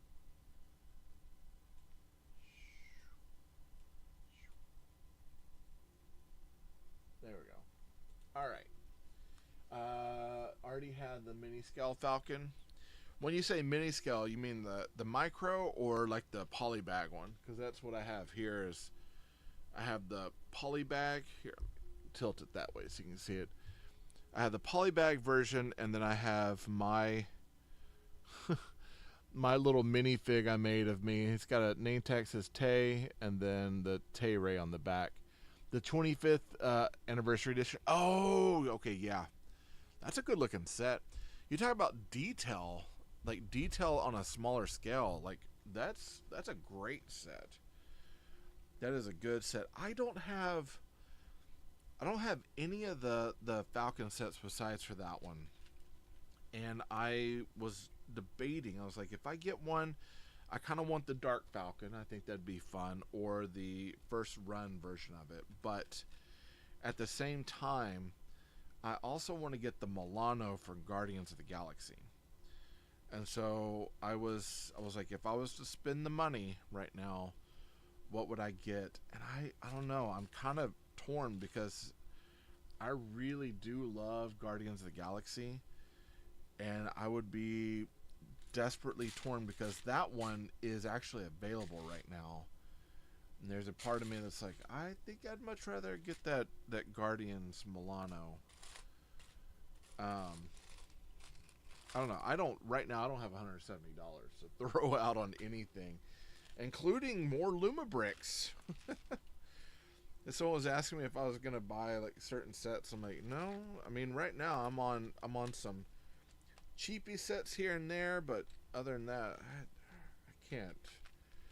The price of blocks has gotten kind of high, man, and not in a good way either. I noticed that something we were talking about on live last night with Brick.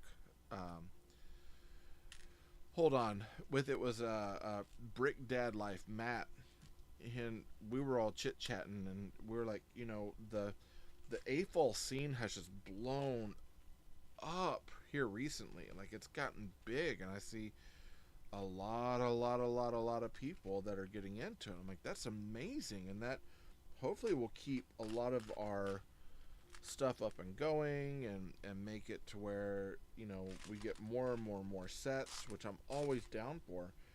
But at the same time, I've also seen, as people have gotten more and more into it, prices keep going up and up and up, and I'm like, whoa.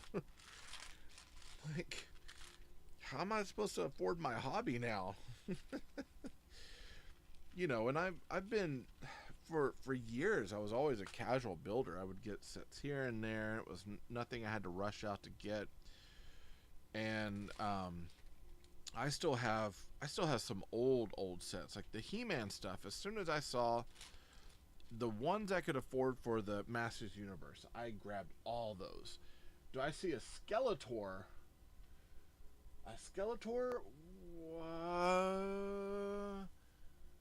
Yeah, so I have, actually, here, I'm gonna pull you down real quick, and I'll kind of flip it around here if I can. Hello. Kind of up close and personal in a weird way. There we go. It's right here. Flip camera. Okay. So I do have up there, I have a Skeletor and Zor, vintage Castle Grayskull, Slime Pit, a lot of He-Man stuff up there. And then as you travel around, of course, I got all like my mini comics up there, like extras. There's a laser disc of He-Man Masters Universe. Of course, I've got my Classics Castle Grayskull with my Point Dread on top, and then my 2000X, and a lot of the He-Man, the future He-Man. Got more up there, of course. Brave Stars, Sectars, lots of He-Man all the way up around. Some Rambo. I've got stuff on the ceiling. I've got, oh man, that guy's from, oh man, what is it called? Inhumanoids. And then, of course, like my spaceship stuff up here and back here. It's hard to see, but I've got a whole bunch of classics all the way up through there. Like, I love the classics. I got some minifig, He-Man minifigs that I need to fix up. There, I've got some. They're, oh my goodness, they are mold. They're supposed to be mold samples of the giant He-Mans from Super 7, but they are thrown out molds that I got off of the E Harbor, and then a giant R2D2, and then I'm working on like all this. This is all spaceship sort of stuff, and then build things over here. I've got that off-brand castle from oh man, was it not Super 7, but yeah, it was Super 7. It was the DC Primal Age. That's what it was. So That's awesome. Wow, I'm wooing all the ladies with that collection, huh? Hey, Gabe. Wooing all the ladies. Yeah, I don't think the ladies actually care that much about my collection. You know what is the joke when it was like, they said they bring in I told the ladies I bring in 7 figures a week, or 7 figures a month, and it shows like a whole slew of action figures. That's kind of where I'm at. Like, yeah, you didn't ask what kind of figures, but I do bring in this many action figures a month. Oh, it's ridiculous. Absolutely ridiculous. Yeah, for me it's more like I bring in this many sets out of a month or out of a year. Though here lately I have been bringing in a little bit less. Though a lot of off-brand stuff, man. I'm kind of reveling and rolling in some of the off-brand things. And that's actually kind of some of the focus. I'm gonna go. Nice chatting with you. Hey Jeff, it was good chatting with you too, brother. Always. You said you subscribe to the stuff, so I'll go and check out your page, check out your stuff. Love to give you a follow back if you got some content. So I'll be seeing you online. Okay. Peace. All right. I am. Oh, I see. I see. It's not a problem with the directions. It's a problem with me being an idiot. All right, here we go. So we're creating another little bar area. A bar and a bar and a bar. Like I said, some of the build techniques on this, even though they're micro bricks. Oh, you will? Okay. Some of the micro brick stuff, like I definitely, even though this is micro, I'm going to be adapting some of this in standard bricks. Oh, you did? Where at? I hadn't seen her in a while, so I hadn't been. I keep up. I send out some jokes here and there, but I hadn't actually heard from her in a while.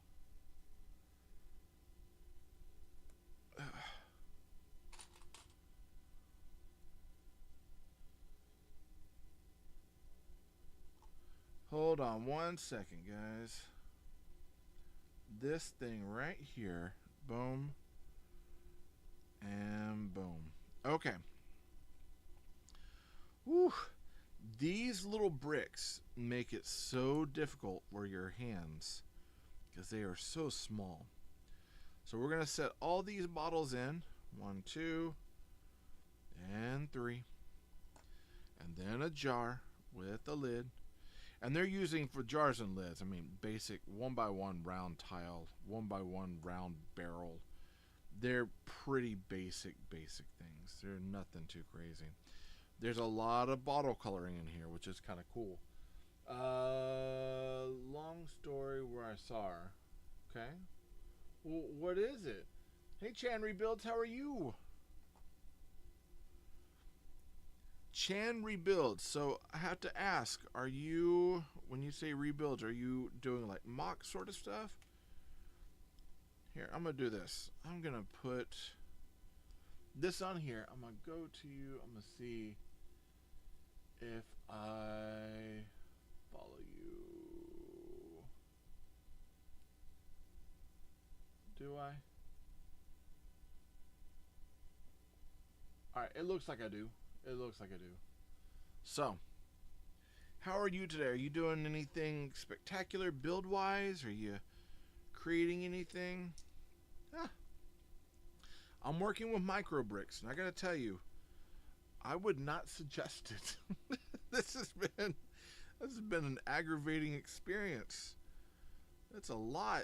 That's a lot. Oh man, this thing has been. Clutch power is fine, but man, my fingers.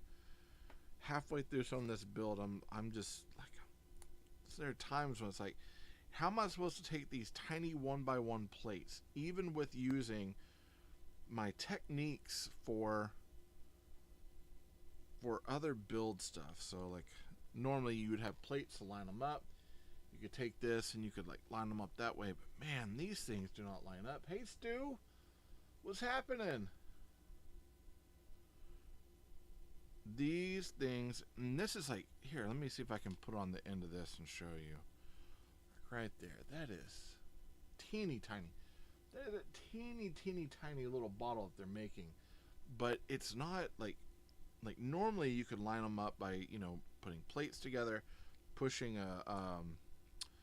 another sort of plate or tile against it, and they would, kind of line into place.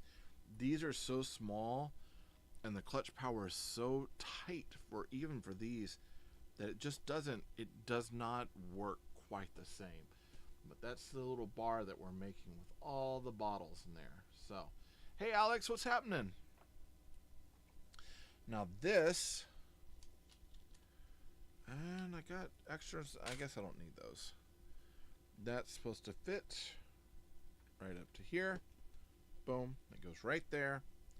Again, why they have the two separated, I have no idea, but I have a feeling we're going to fix that down the way.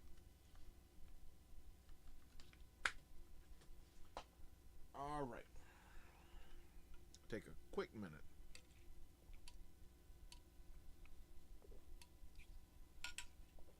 Okie dokie.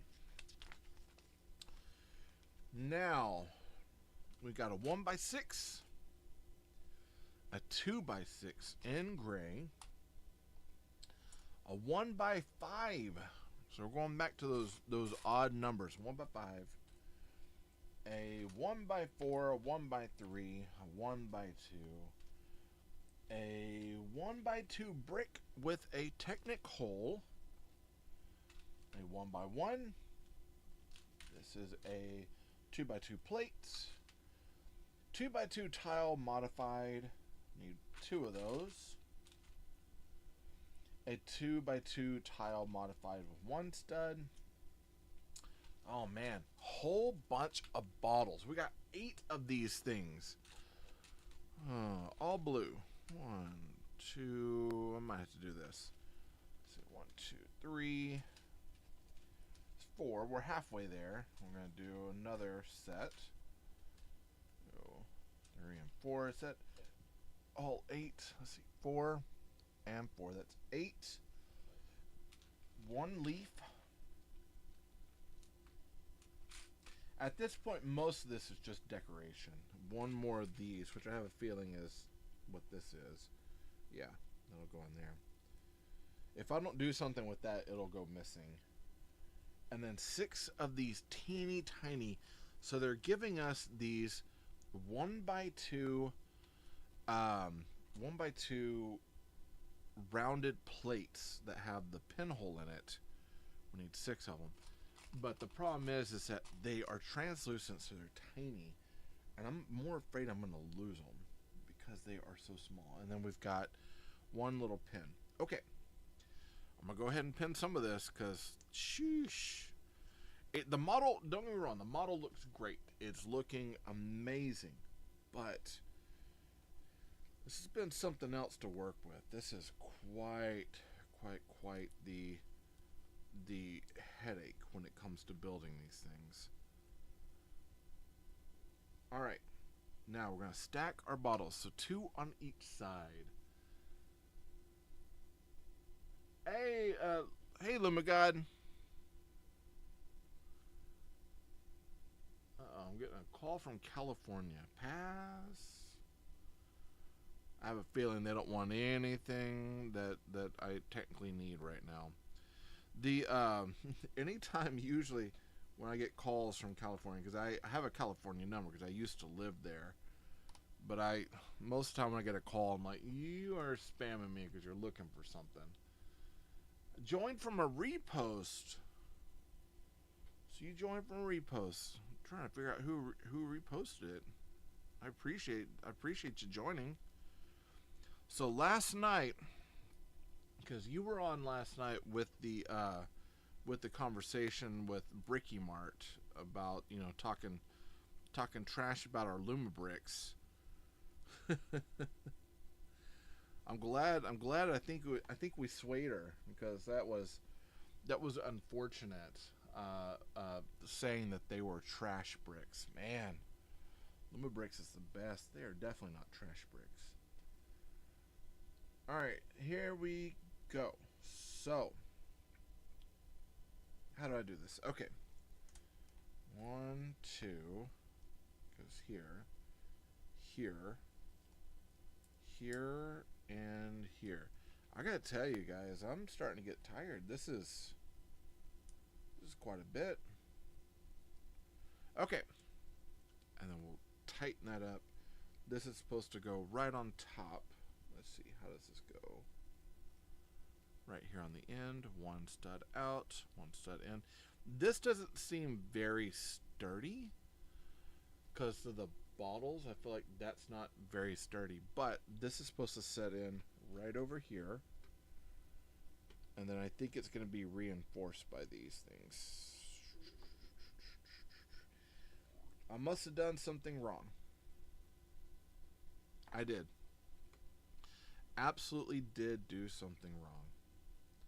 I forgot these. One up. And one up.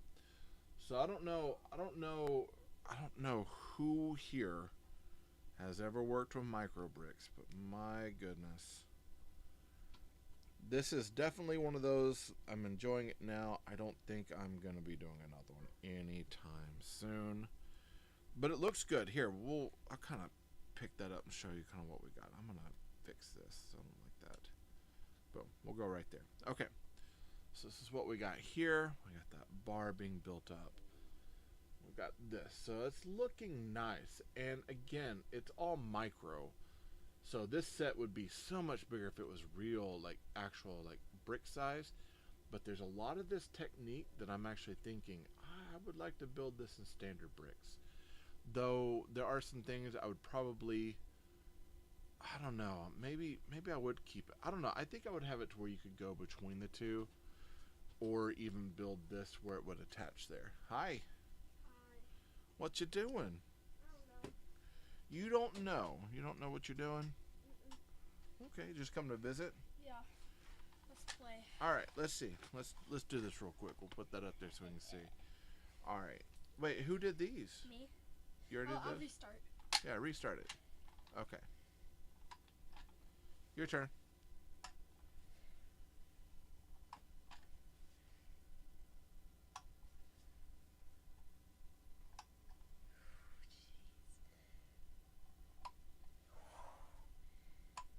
Oh my gosh. Ah, Oh! gotcha. Alright, let's play again. Okay, so one more round. One more round. All right, here we go. I'm going to move that back right here. Yeah, So that way. over? I want to sit down. Yeah, here. Wait, watch out for the drink. Okay. That would be unfortunate. All right, so here, I'm going to turn this so they can see. This is my kid. He's with me. Mm-hmm. Hey, low budget. Okay. I was thinking about taping thumbtacks on here, so if I get it wrong. Oh, that would hurt. I saw this guy, he does live on TikTok, and he, like, does a whole bunch of crazy stuff with thumbtacks. Really? Yeah.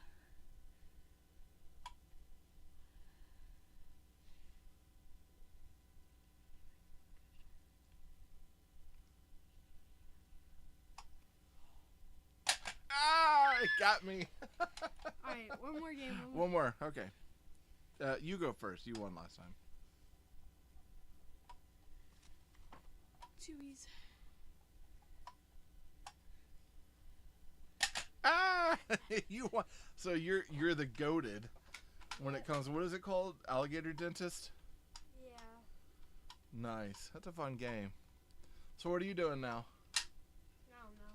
You don't know? I thought you were gonna be playing some Fortnite or Valorant. Oh yeah, Yes. he's playing Valorant now. Bro, it's so hard. Why? What's going on? It's I gotta get a whole bunch of headshots Okay. so I can get out the practice stuff Yeah. and get into real ranked games. Okay. But I can't get headshots because everybody playing are good. And they have good agents. Like, they spend money. You got to keep playing. You'll get it, but you just got to keep going. Yeah, from what I understood with the Valorant game, is it's not like it's the easiest thing. It is. It's gonna take a while, and some of the kids that I coached when I was coaching it, they had been playing for a very, like, a good long while. So it'll take time.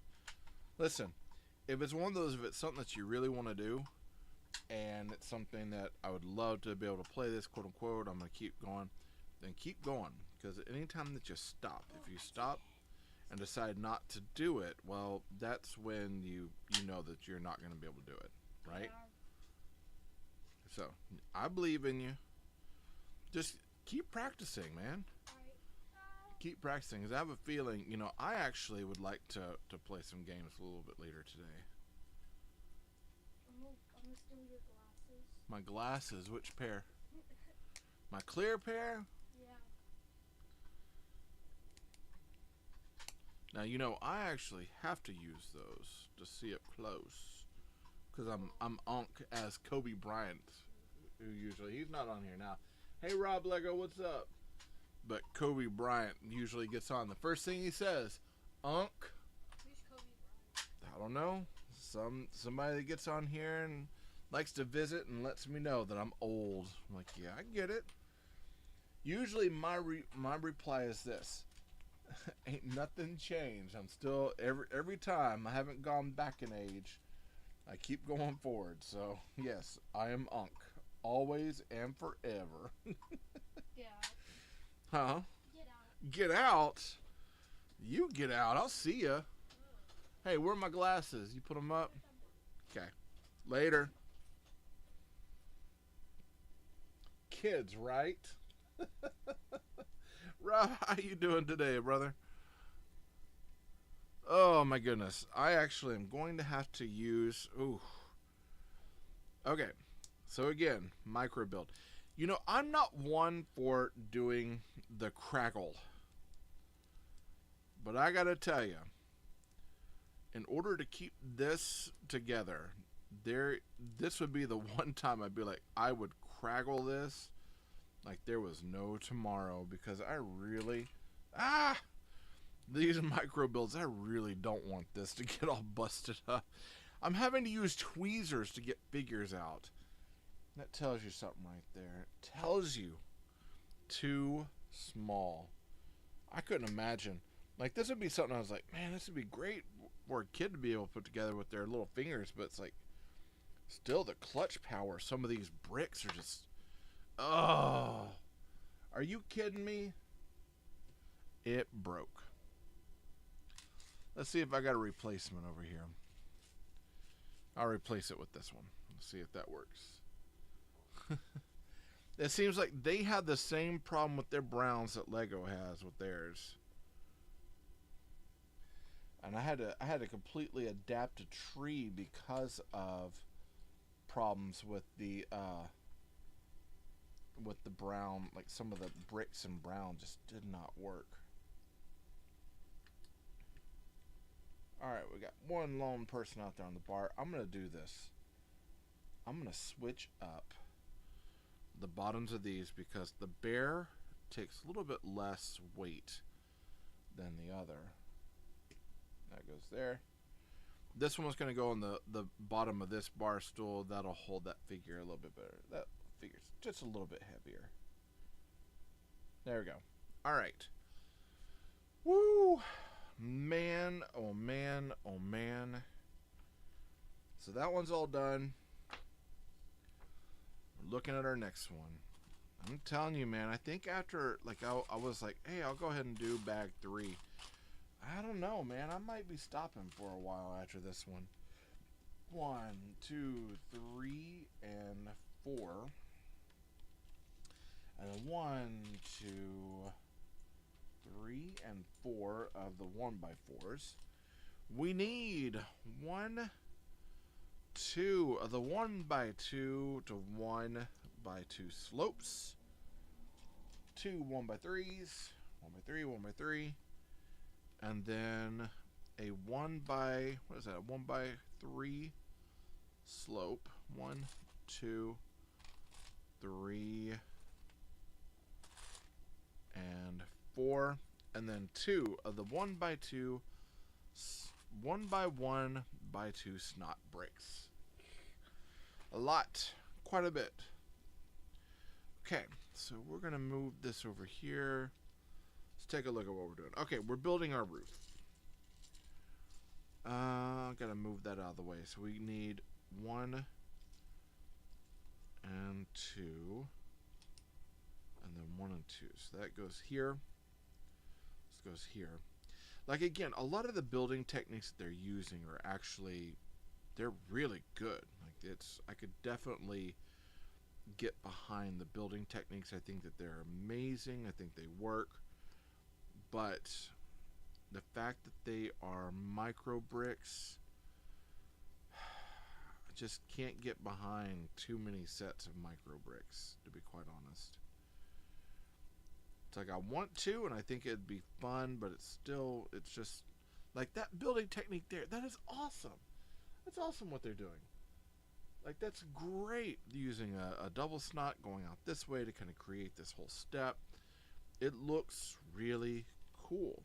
But, again, it's micro bricks. Yuck. I mean, I say yuck. There's really nothing wrong with it. It's just, dexterity-wise, these things are aggravating. And they've been cutting my fingers up like crazy.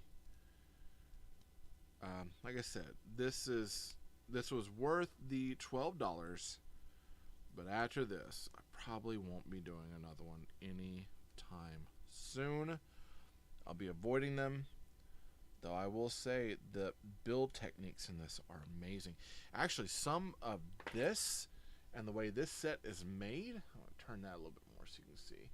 The way this set is made is, this would work really well with the hibachi set I put together last night. And I'm actually thinking, might take some of this idea, rebuild it, and build it into a hibachi set, and maybe make that as a piece for my coast, because I do have a pub, and then I have another like bar thing over here, and then like I might be doing hibachi thing with that, or trying to put that into a building mock. I'm not sure yet, but the hibachi set I really enjoyed, but it's not modular, so for me it doesn't necessarily work with the actual city, or what I'm wanting to do for the city. I keep saying city, but I'm not quite there yet.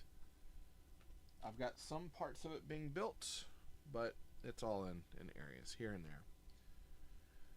But it's definitely something. I'm looking even at switching out some area behind me, where I sit over here, and changing out some of the area where I have like some of my display stuff, and just fixing it up where I could put a plate across it and maybe put some of my display stuff up. We don't know. Not quite there just yet. Okay. But this does, like, building this and working on this, micros definitely need more patience. Yeah. Oh yeah, they definitely do. They're a bit unnerving. Hey! So Jeff wrote me on the YT, so I've got him there. So I'll have to give you a follow later. I love it. Oh, yeah. The micro builds are, they're frustrating. They look like, this set looks amazing. It looks downright amazing, but yeah, it is. Talk about hand strength, tensile strength on things. It's taking quite a bit of work to get this stuff done and made. And so, and actually a lot of how they have like they had me put that tree together early, and I'm like, that should have been something I would have done like later on in the build, and not quite so early, because now my big hands are going to knock everything over, which is what's happened a few times trying to reach around that tree. I'm not quite sure how I feel about this part right here because that breaks up the porch here and here. I think that that would be something I would probably take off. I know you got a walking path that goes from here to here, but I like the idea of having it as one solid unit. So this, when I'm rebuilding, some of that will be things that change. Okay, we got 2 of these. 9 of these, and these are what, 2x6s. 4, 5, 6, 7, 8, 9. Is that right? 3, 3, and nope. 3. Now that's 9. And then we've got one of these, a 1x1, a 1x2, 2 2x4s, and then apparently one giant. There we go. One big old giant. This is a 6x6. Boom. 6x6, but yet it's still super, super small. Now, low budget, I know you have done multiple sets of the micro, or you've done a couple. I'm if I recall. My question for you is this: what was the most aggravating part of your build? Because mine so far has been finding parts. Ah, there it is.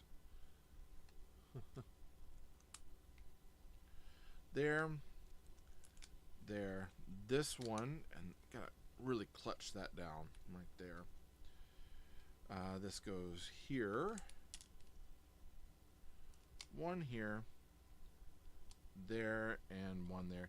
One of the things I found on this micro set that I've been putting together is that when it comes to counting my studs, that becomes increasingly harder to do as I have as it's smaller. That is like really, really hard to do.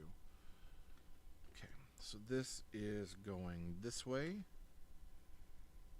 It's supposed to line up right here. Let me pick this up and actually take a look at it right here. Ah, knocked over a tree.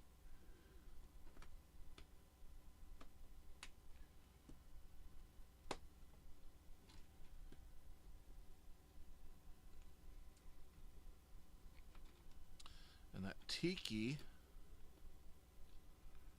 torch goes this way.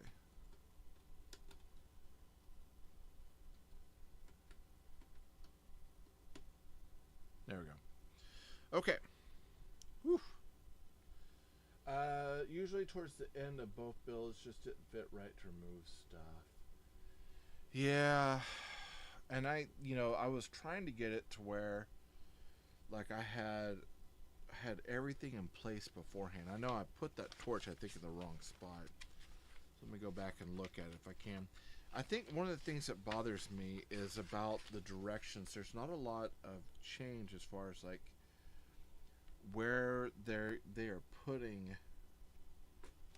It goes right here behind it. Where they're putting, or where they're deciding to put stuff. Like there's not a lot of movement on the directions that shows like kind of close up where this goes, where this goes, where this goes. And so sometimes it starts to become kind of confusing. Where I'm looking at going, okay, where do you want this exactly? And then some of the clamps and some of the small specialty pieces on this scale, the small one, that's been kind of crazy because a lot of them don't want to sit correctly. And so they tend to break off easily. Okay, so we got 1, 2, 3 right here. I noticed I made a mistake with something. See if I can pull that out here. Alright, I'm gonna have to go backwards just a little bit here. So excuse me real quick. Pull this up and out. 1, 2. I got the wrong color. So earlier when I was looking for this part, I didn't realize I had the wrong color over here. Alright. That comes out. Okay. Oh, man. Oh, man. Oh, man. So we need the light tan over here. Actually, yeah. The instructions are bad and the colors don't match. That's always, and that's been from the first start. There's lots of browns, which I'm like, hey, yeah, there's lots of browns. That's the way it runs. It's a tiki bar, of course it would be. But there's so many variation shades of brown. And there's not a lot of like there's not like a color chart or anything to kind of show you this or this or this. And so, yeah, I'm looking at it, I'm like, I don't know what this particular color is, or this doesn't make any sense. And so now I'm trying to put this back in. Now that's like I realize, oh, hey, I need this dark brown. I don't have it. And I don't have it because I used it over here because at the time, I thought that's what the directions were. Okay, so that's going to go here. That's going to go here. Rebuild this all back up. Goes back over here. This one, I'm trying to remember where that went. That went down this way. And there's also, I'm also looking, it seems like I've got like some greens wrong too. Well, that's going to be it on that one. So I think for me, the mushroom house wasn't too bad, but man, the Japanese shop was awful. I bet. Yeah, because I mean, the Japanese shop, it's all predominantly like what, browns, tans, and beiges. If I'm sure, so it's all like kind of like just shoehorned together into one thing. And then 1x5. Yeah, I was gonna try to get through bag 3 as well, but I gotta be honest, I'm thinking after 2, I'm thinking I might call it today. This thing is it's a difficult build. You weren't lying when you said it was a difficult build, and I didn't want to believe you. But now I know, and knowing, oh man, that's half the battle.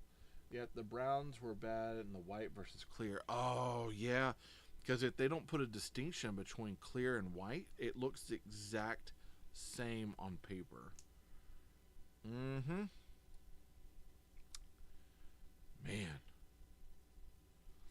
Okay. This is going to fit in, it looks like. I'm trying to see if we are clutching here or over one.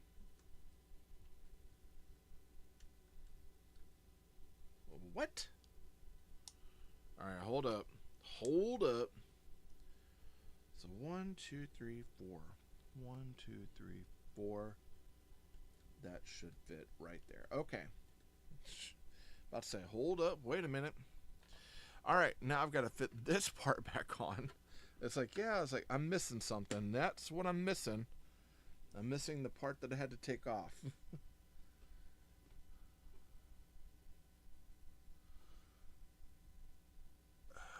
There we go. I can see why some people were saying on some of the micro builds that they had little hammers that came with it. I'm starting to understand why. Sadly, I'm starting to understand why. Okie dokie. So we got another sticker. And another lantern. Looks like I might have a new lantern technique. We have a gold stud. And then this weird double-sided claw. We need one of those. That's, again, a part that I don't see very often. So, yeah, it took me 2 days per numbered bag. So, like, 6 total days to build. I could imagine. I could imagine.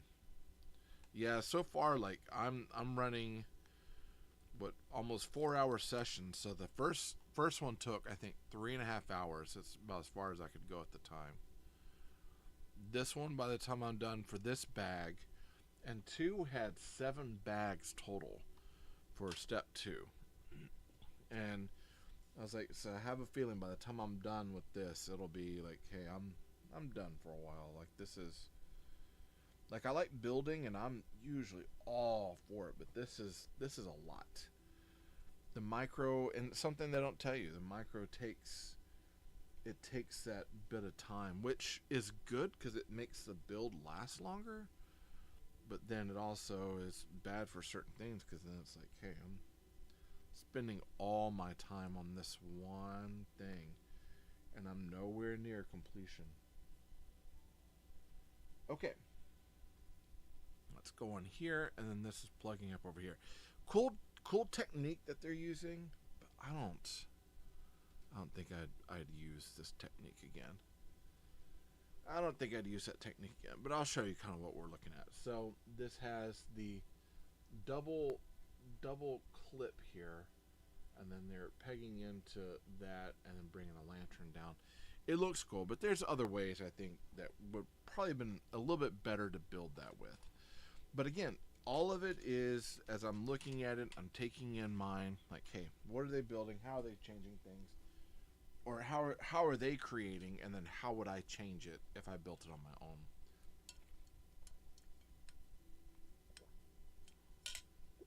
So there are key things I'm looking at that I'm like, that would change, that would change, that would change. Because I do plan at some point to build this in standard bricks, but there's quite a bit of it that's not going to be the same. I will be mocking this thing like crazy. Not this one. This is going to be as is from here till the end of time.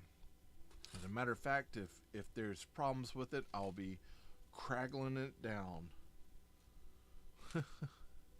That whole craggle thing cracks me up. I'll craggle it, and that's the end of it. I don't have to talk about it again. My thing is figuring out where to display this, because it doesn't really fit with too much more that I have. Might see if I have space on the bookshelf for it out in the living room, because it's actually fairly large. I don't know if I have space out there for it. Let's see. Yeah, some techniques are cool. The Japanese shop had a neat technique for the back to open up. Ooh. Now you have that on your page, because I want to go check that out and see.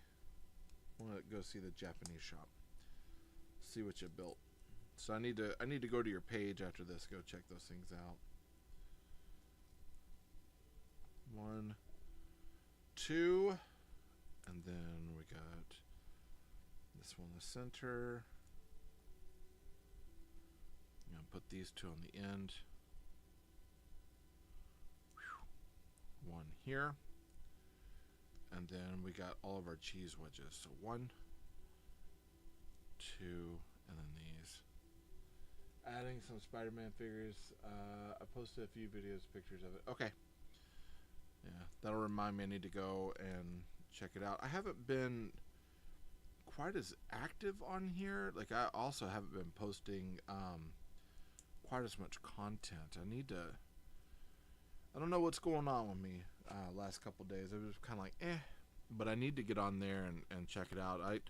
I like to make a run through of everyone's pages at least once a week, just to make sure I haven't missed anything, kind of see what everybody else is doing. I need to do that today.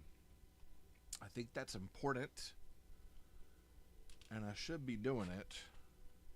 So I have a feeling this afternoon, after we're done, I'm going to be going over because I want to see what you got.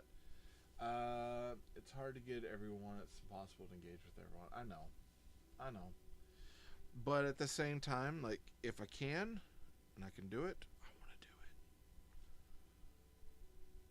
But oftentimes, I'm a glutton for punishment for that one. It's like, I can, and I will, and I'm going to try.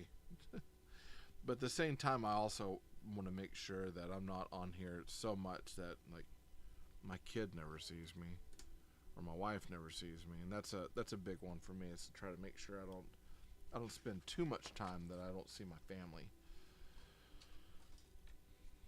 Though last night I was up till 2 o'clock in the morning. I was hanging out, chit chatting about Luma bricks out of everything. See, one by 10, two, no, four. 1 by 6 is 1, 2, 3, and 4. Yeah, I took a look at my favorite creators often. Yeah, and that's the best thing. Honestly, like here lately, my feed has not been putting. I get a lot of random stuff, and so I'm needing to go through my list, and instead of like when I open up the app, and oh, hold on, we have apparently have some that are printed. Let me see, 1, 2, 3, 4. We'll just pull all these.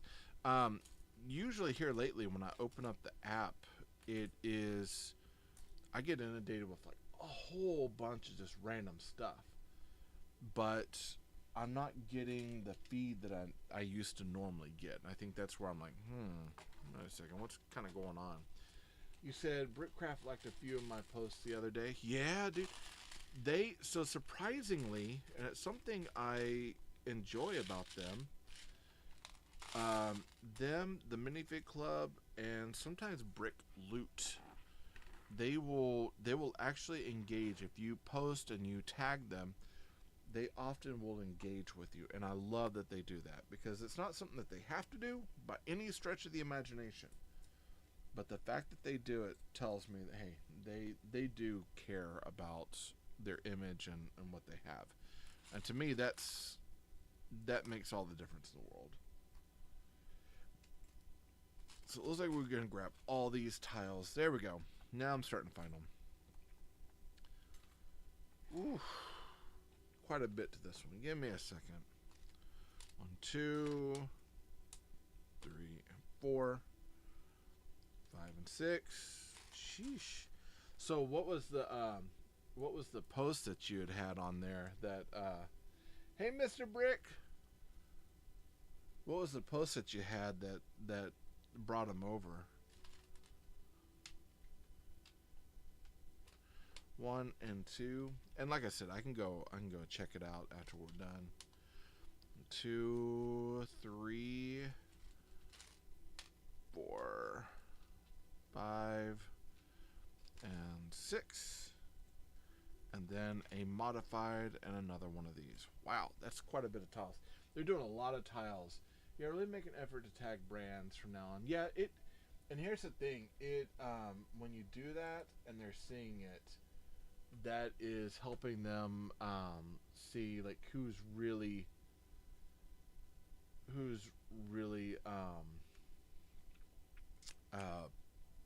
paying, like who's buying and what they're creating. Just got 2 posts about it on the cattle skull. Oh yeah, the cattle skull that was from not Longmire. They have the skull, and then they have the horse. I can't remember what it's from a TV show, isn't it? Hey, Jessica. I believe it's from a TV show, and I cannot remember the name of the TV show.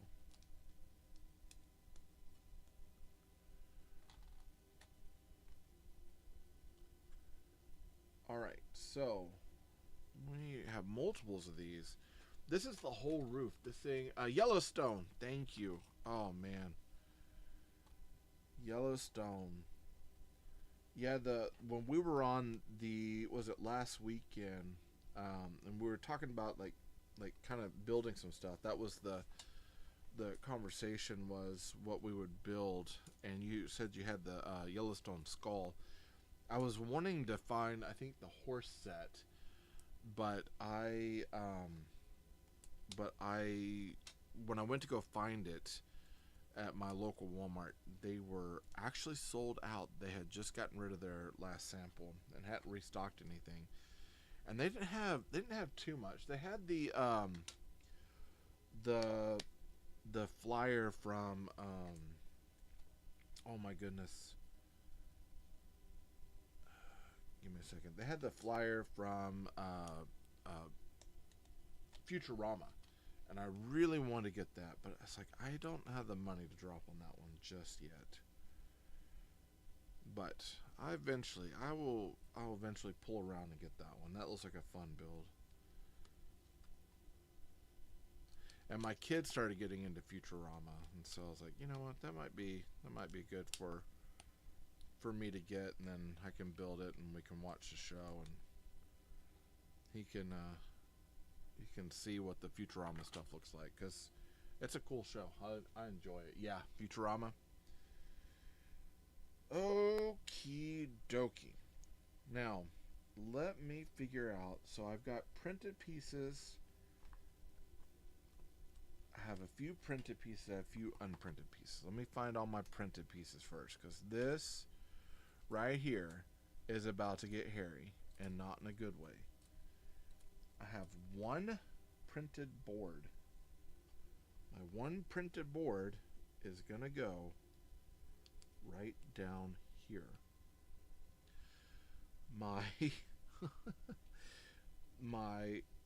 It says I have two printed boards. Good Lord. Alright, let me find it. Okay. Let me take it back. Rup. This 1x4 printed board. Yeah, I'm deciding on Brickcraft or TikTok Shop, because at least, yeah, you could make sales on that. Well, and also, oftentimes you can, I think, earn points on that on the TikTok Shop to use to make more. So, like, or to buy more. So, like, if you were to, let's say, get it on TikTok Shop and then review it, I believe you can get some extra points to put towards something else. And I actually have a few pieces I need to review.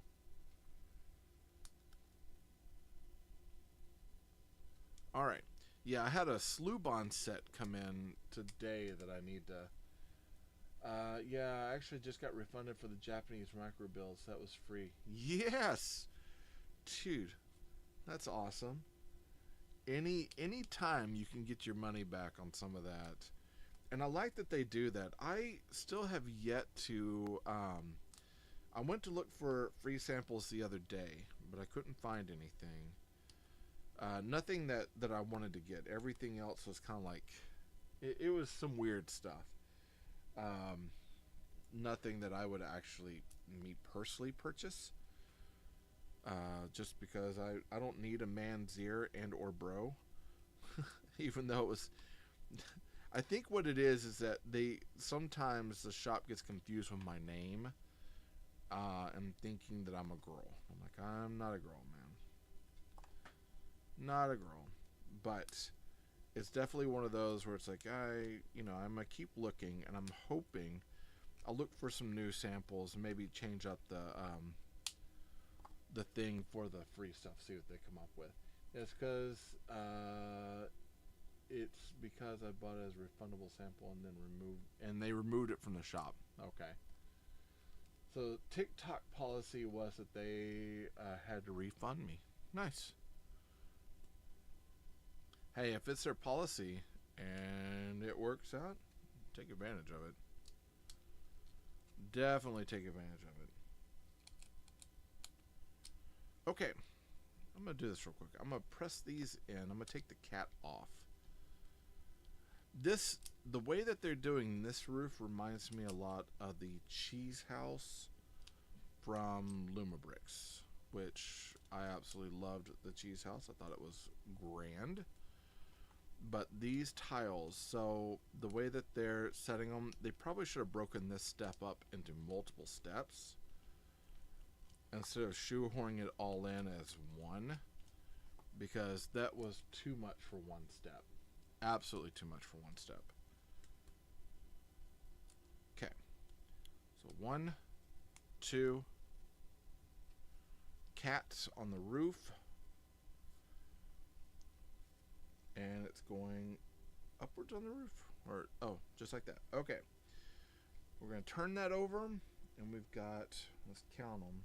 1, 2, and 3. One space over here. And this is supposed to sit right into here. Boom. Nice. Let's take a look at it so far. Look at there.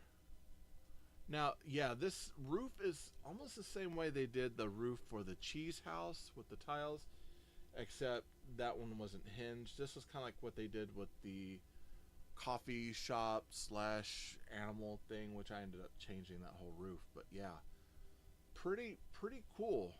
It looks nice. I like the way that slopes. I like the framing up here, the way they put that in. Now this is loose, so it's not kind of tied down. This is an interesting part of the build here, and they're using the back of those snot bricks, or not snot bricks, but headlight bricks in order to make that. This feels kind of empty back here, but again, like this would be something that if I built this in standard bricks, there's some of this I would definitely change, maybe even like have it to where it closes up a little bit here, change these out. But I like the look of this thing. It looks amazing. Looks really cool, but it's definitely not something I can use in my city. So we're at an impasse here. Now, what am I sitting at on time? Okay, you know what? I think I'm gonna keep going. Micros are a pain, but man, they do look incredible.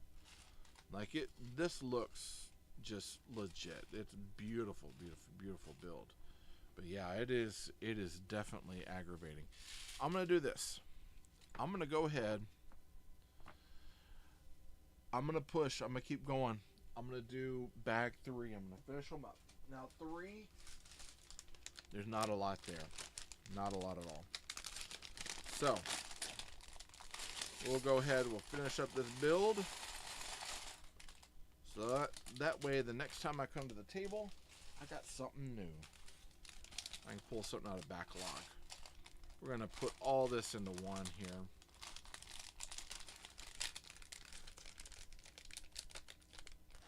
Actually, we'll do it like that. Alright. Last bit of bags right there. Last bit of bags. Got our sticker sheet over here. We are going to go ahead and use that Yes Brick sign up there. We're going to go ahead and put that on by the time we're done. And it looks like we are starting out strong with that sign. Boom, boom. 1 by 12s. Let's see. 3, and 3. Need 4 of them. 1, 2, 3, and 4. And then 2 of these rails. 1 and 2. Okay. Let's see how this is going to go. So 1 goes here. 1 goes on this side. This is going to go right in the center. Rail's going to go inside, which I think is kind of cool. It's got some cool texture. And this is going to go across. That's going across. And then this grate is going on the end. Now, I do have one of these grates in standard brick form. So I might actually, that might be kind of cool to grab. Find another one to build that up. Let's see, let's go over here to this.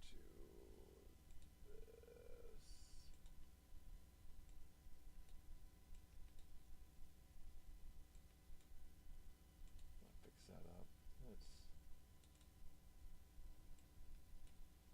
There we go. Okay. And that should give me another, what is that? Another hour's worth of build time, I think. Alright, here we go. Let's see. Monsters Inc. Brickhead and Shrek minifigs rumored. I know. You know, here's the thing. I am super happy that there are so many people that are so excited about both the. I'm not big on brickheads, so that's my first thing. So I don't know how to feel about it, but the Shrek. So one thing is that we knew that it was going to be based on a movie license, and I was so hoping that they were going to do the Masters Universe, and we're not getting that. I'm definitely getting the Blue Astronaut. Yeah, no, the Blue Astronaut. I missed out on the Baby Astronaut. I might actually. That would be one I would go back to find on like the online. I can't say it, but I'd be willing to go find that one online to go get to build, and then do a and then get that Blue Astronaut when it comes out. You see it on Marketplace all the time. Yeah, I'm gonna say I don't know if I've seen it on. I don't know if I've seen it on Marketplace. I have seen it on the Electronic Harbor. I see it there all the time. It seems so weird. We gotta skirt around names in order to keep the TikTok gods satisfied. But yeah, it's kind of how we have to do things these days. But I see it there all the time. So I was like, maybe I'll get it there. But I'll look. I'll look on Marketplace too. I've got some stuff. Saw it for $20 one time, dude. Okay, you know what? After this, I'm gonna go on and see if I can't find it. I think that'd be cool because that's definitely one of those. It's like I don't need it, but that's definitely like I love the Lego Spaceman. That is a callback to my youth. Actually, one of the sets that I had as a kid had a red spaceman, a blue spaceman, and then I had another set that had a yellow spaceman. And then I had one more set that had a black spaceman. So I had a red, a blue, a yellow, and a black spaceman growing up in my Lego bin. And surprisingly, the red and the blue, they came in one set together. That was the Lunar Moonwalker back in 1987, I believe. And I absolutely loved that set. It was like an AT-AT, but it was like an AT-AT for Lego, and it had a shuttle pod that broke off one end, and then it had a shuttle pod that broke off of one end, and then the back had like a flying thing that had like a claw on it. And I remember taking that thing and building it and rebuilding it. And I loved it. I thought it was a great, great piece. And so that one I saw on the AliEx. I saw that they were selling some blue versions of it. So I thought about it at one point. Because I don't have any of my childhood sets. We have pieces and parts left of it, but those got donated when I left for school, and my parents, were clearing out my old room. A lot of that stuff got donated to my cousins, and they destroyed it. So like all my first Star Wars sets all got completely taken out. So I had Luke on the landing platform from Return of the Jedi. I had Qui-Gon and Obi-Wan and Jar Jar in the Naboo swamps, like the very first like Star Wars sets that came out. And all my old space stuff, my pirates, my space police, frozen ice planet, castle, including the Black Monarch's ghost, which is one of my favorite sets. The wolf carriage, the first one, all that stuff. And my first Harry Potter set, all of it's just gone. Let's see. Really wish I had all my old Legos. Yeah, Me too. I've got parts of it, but I'm definitely getting into the unk territory too. Man, you getting so unk. That one, I'm guessing, and I don't know who it is, but gets on here every time, Kobe, to remind me that I'm unk. I'm like, yeah, man, I know. Like, nothing changed from the last time you were here calling me unk. Nothing changed, brother. I'm still old. But yeah, there's quite a bit from my youth that it's like I would love to have certain sets back. And actually, I was gonna purchase. There's an art print, the Black Monarch's Ghost that I found on the Electronic Harbor, and I'm actually thinking. I don't have the set, but I am thinking about going ahead and ordering um, the art piece, so I have it, and then piecing together the Black Monarch's Ghost, because that's a set that I've wanted to have for so long again. And so I'm actually thinking about getting the art piece and then starting building the set, and then finding a way to display the completed set and the artwork together and some sort of frame, because that was one of those pieces as a child. That was one of my first sets that I saved up for, and I remember saving for it. And I mean, it's like it's like 68 pieces. This thing is not very big. It's got too many figs, but it's one of those I saved and saved and saved.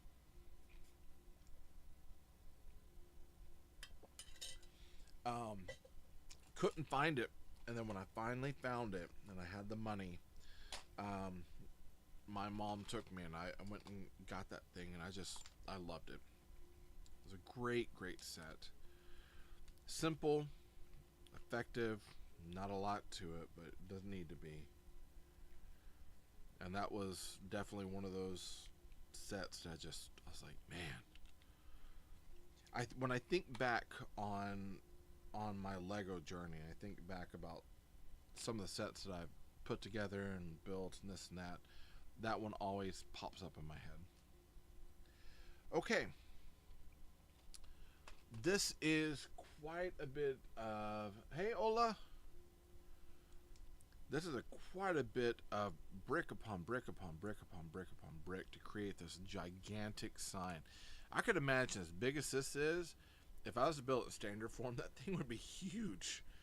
Like, I could imagine the sticker would be giant in order to fit this entire thing. But yeah, man, that thing would be ginormous.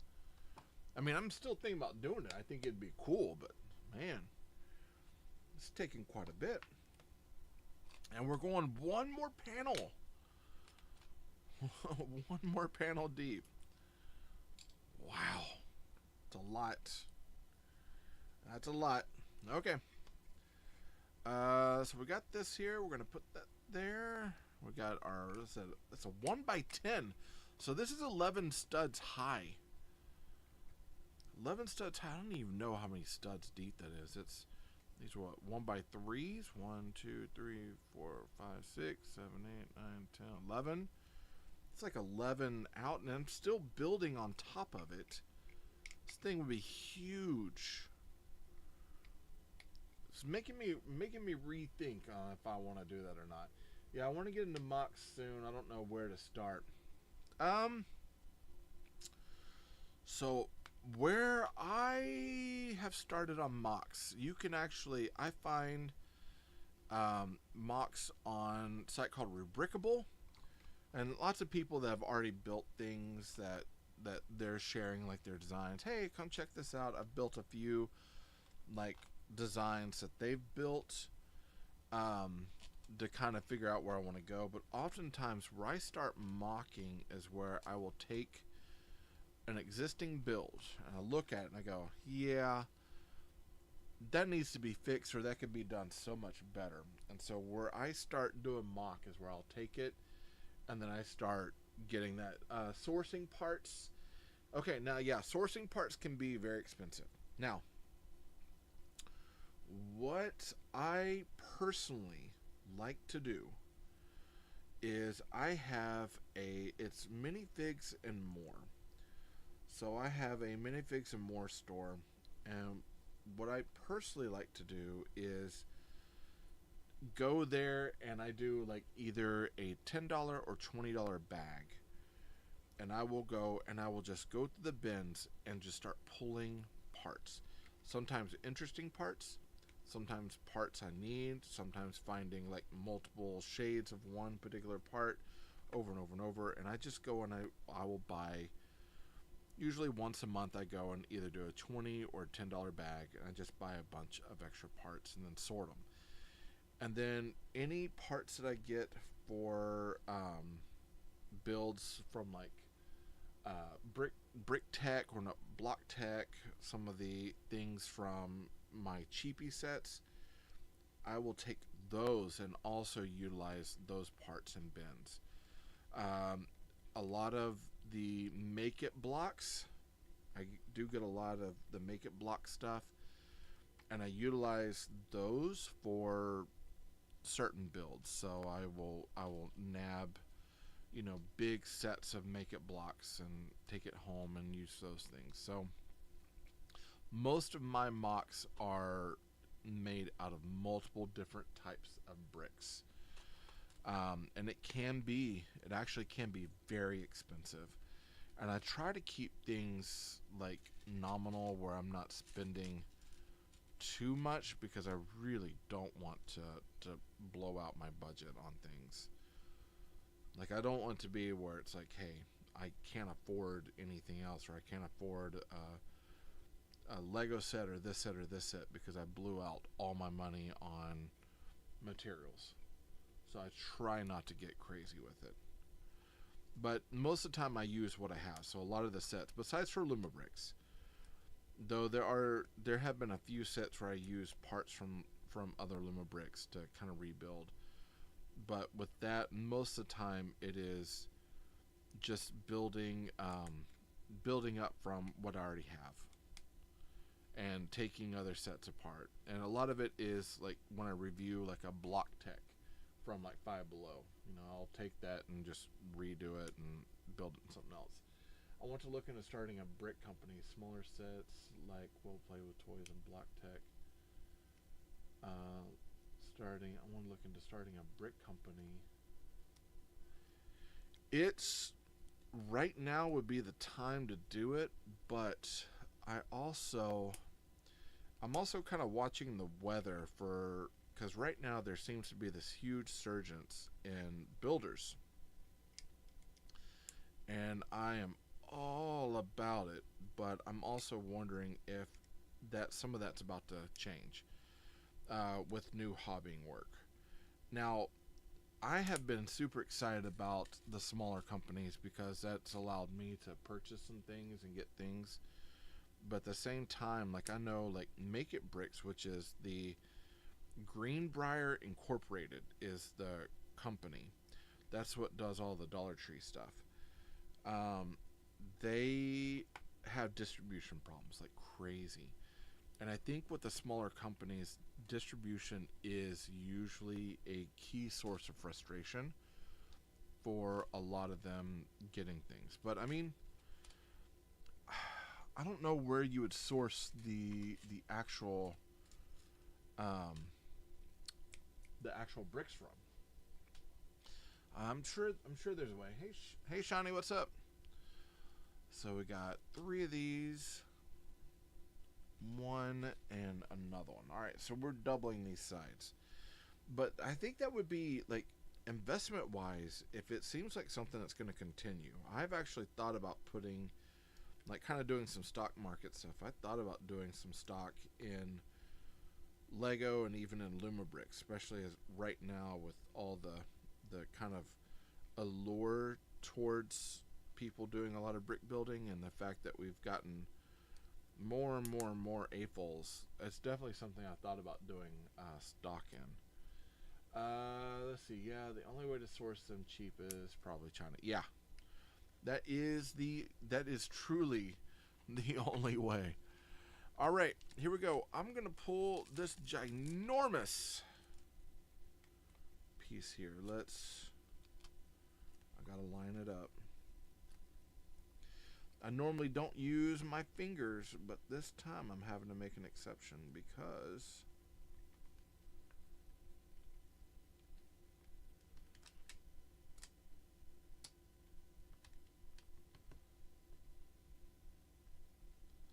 get all the air bubbles out as much as I can.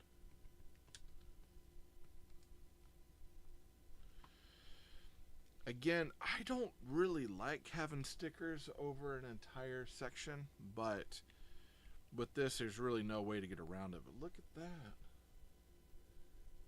I'm going to do a review of knockoff brand versus Lego on the Game Boy build. Ooh, did you get a knockoff, like a, what I call it, the Ollie G? Did you get an Ollie G Game Boy? I was wondering about those the other day. I wondered if they were any good. I saw a couple and was really tempted. I ended up getting a, here, I'll pull it up right over here.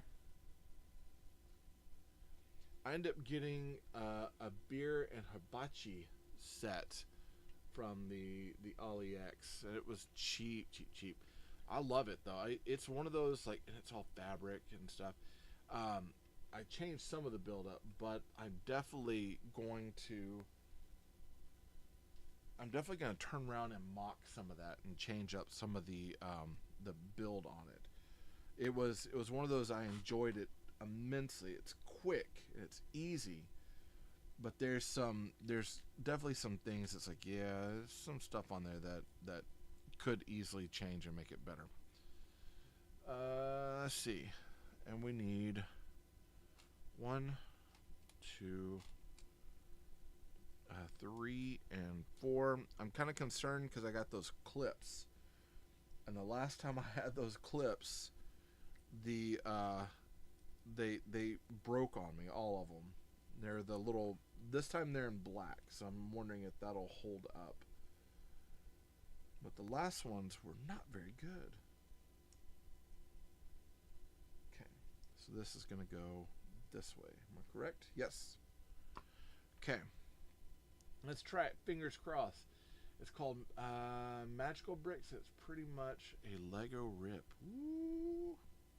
I love it. We're hitting pirate territory in that case. Magical Bricks.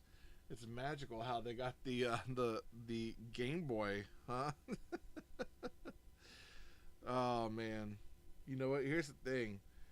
It's like one of those, we were talking about that last night. If it's like cost effective, it's like, listen, there are times I can't afford a $70 set. Definitely times when I can't afford a $100 or a $300 set. Like Rivendell, I'd love to have Rivendell, but I can't afford it. So if I was to get the set and they were almost indistinguishable between that and an off-brand pirated set, off-brand pirated set I can get for $90.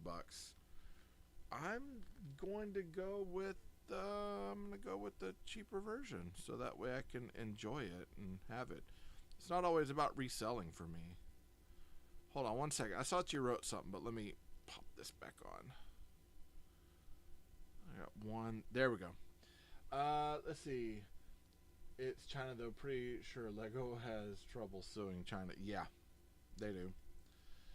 That is an ongoing battle too, with pirated licensings and IP and designs that are basically stolen, and yeah, oftentimes there's not a lot they can do about it, which stinks because then we carry the burden of paying the extra bit of money in the long run when it's like, hey, well, hey, you got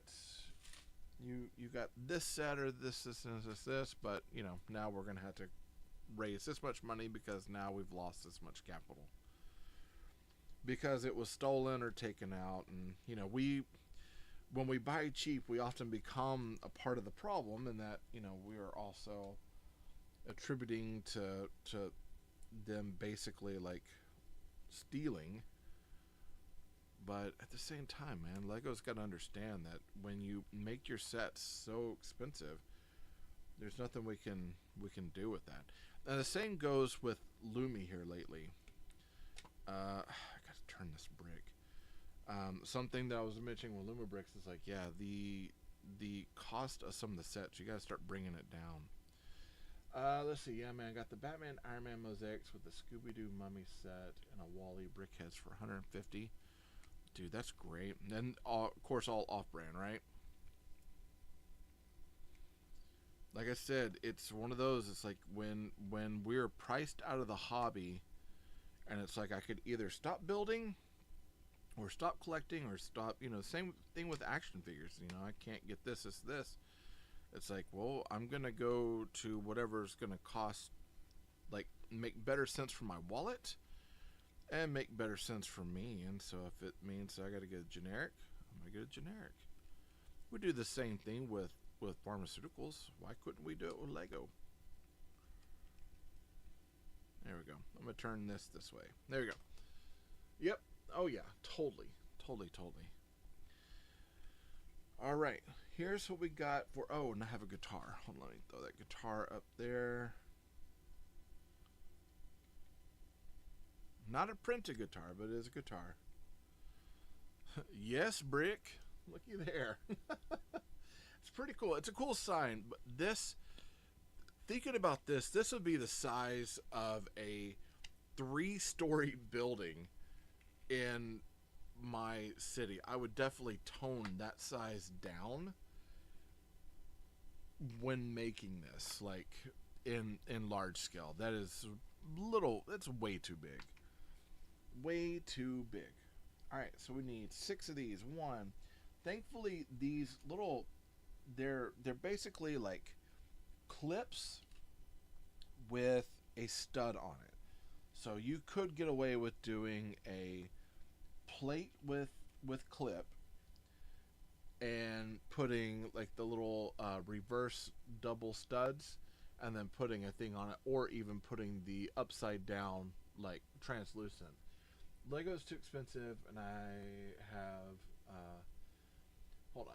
Lego's too expensive to have stickers, in my opinion. Oh yeah, and that has been a huge argument lately, in that the pricing has gone up. Now, when they did the time machine, and I enjoyed the time machine, I was like, hey, they've got this time machine. There are some stickers in it, which I was like, I'm not too keen on. Like, there was a cheese wedge that had a sticker on it. Hey, Matthew, that had a sticker on it, and I was like, that seems kind of weird. But we did get some printed pieces. Like, we got the printed tile for the flux capacitor, and we got the printed tile or the printed brick that had the dates and times for the actual time input, which I thought was awesome.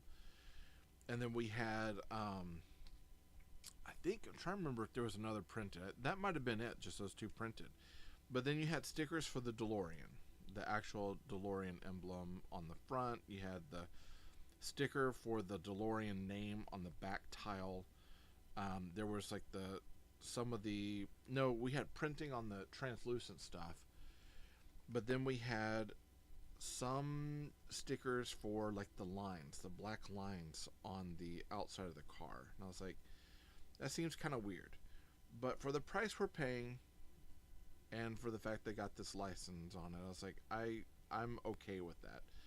But then at one point, my kid was putting together one of the Speed Champions, and he was putting stickers on it. And I was like, this thing was $30, and it's not really a super licensable car. It was the Hellcat, and he had some stickers on there, and I'm like, why does he have stickers on this? Whereas like the Nissan Skyline I put together, it's chocked full of stickers, but it's also $20. So Game Boy was almost all printed, but the thing is like it was almost all printed, but it still had stickers. And for $60, it's like, I think that's a bit of a party foul. I think you need to make it to where it is truly all printed. If for $60 I can have an off-brand company build a cafe or build a steampunk elephant. Okay, let's take that for instance. And every single decal is actually printed. And I'm getting it for 50. It's like, come on. Just a game cartridge, print Mario and Zelda. Okay, I'll give them that, and I'll give them that because the actual cartridges had stickers on the cartridge, and that's how Nintendo did it. So in that case, I can forgive that.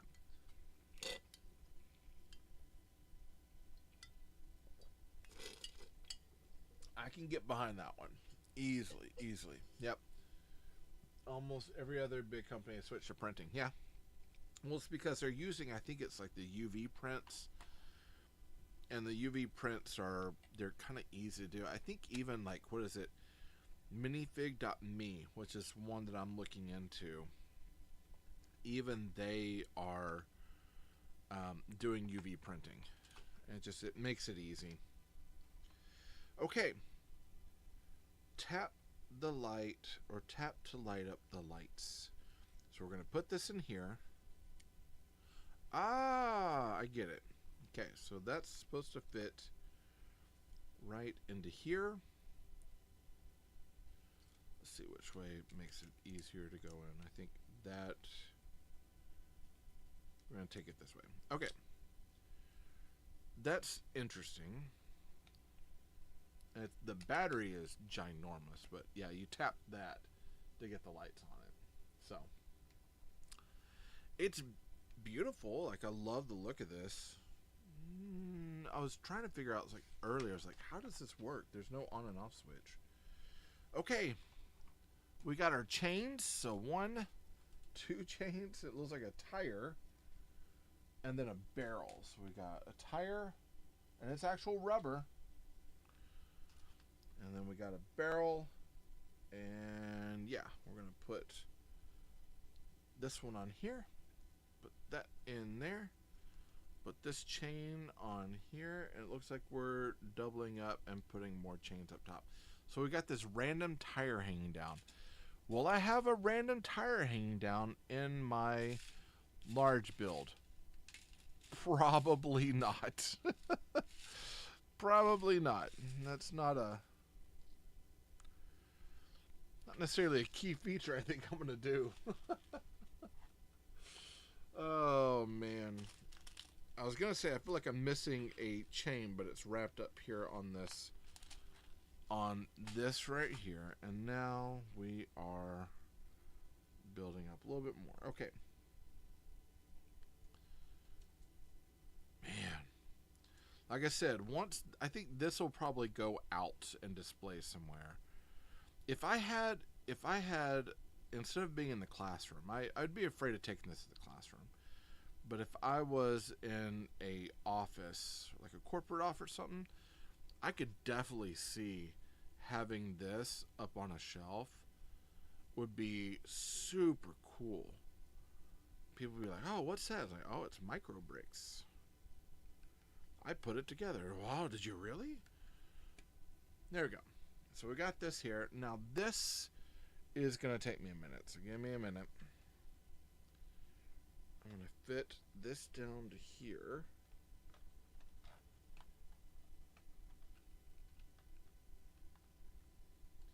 Might have to do this.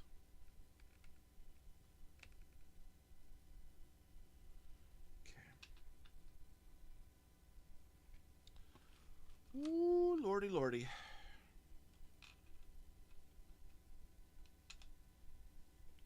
Okay. That's supposed to fit right here. And then that is supposed to clip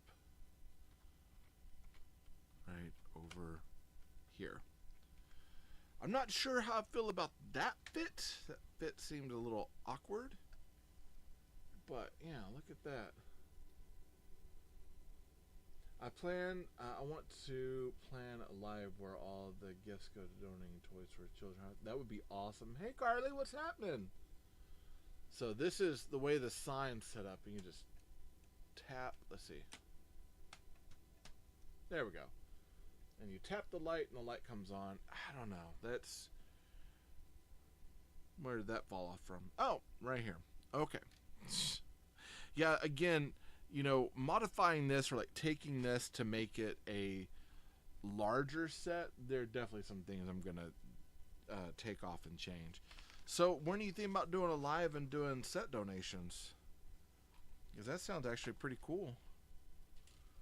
1, 2. Got one of these. 5 of these. The way that they're doing these trees reminds me of how I was doing trees last night. And then we need, was it 4 leaves. 1, 2, and 3 and 4. And then we got 5 of our little Technic bars, little pins here. So let's go find them. 1.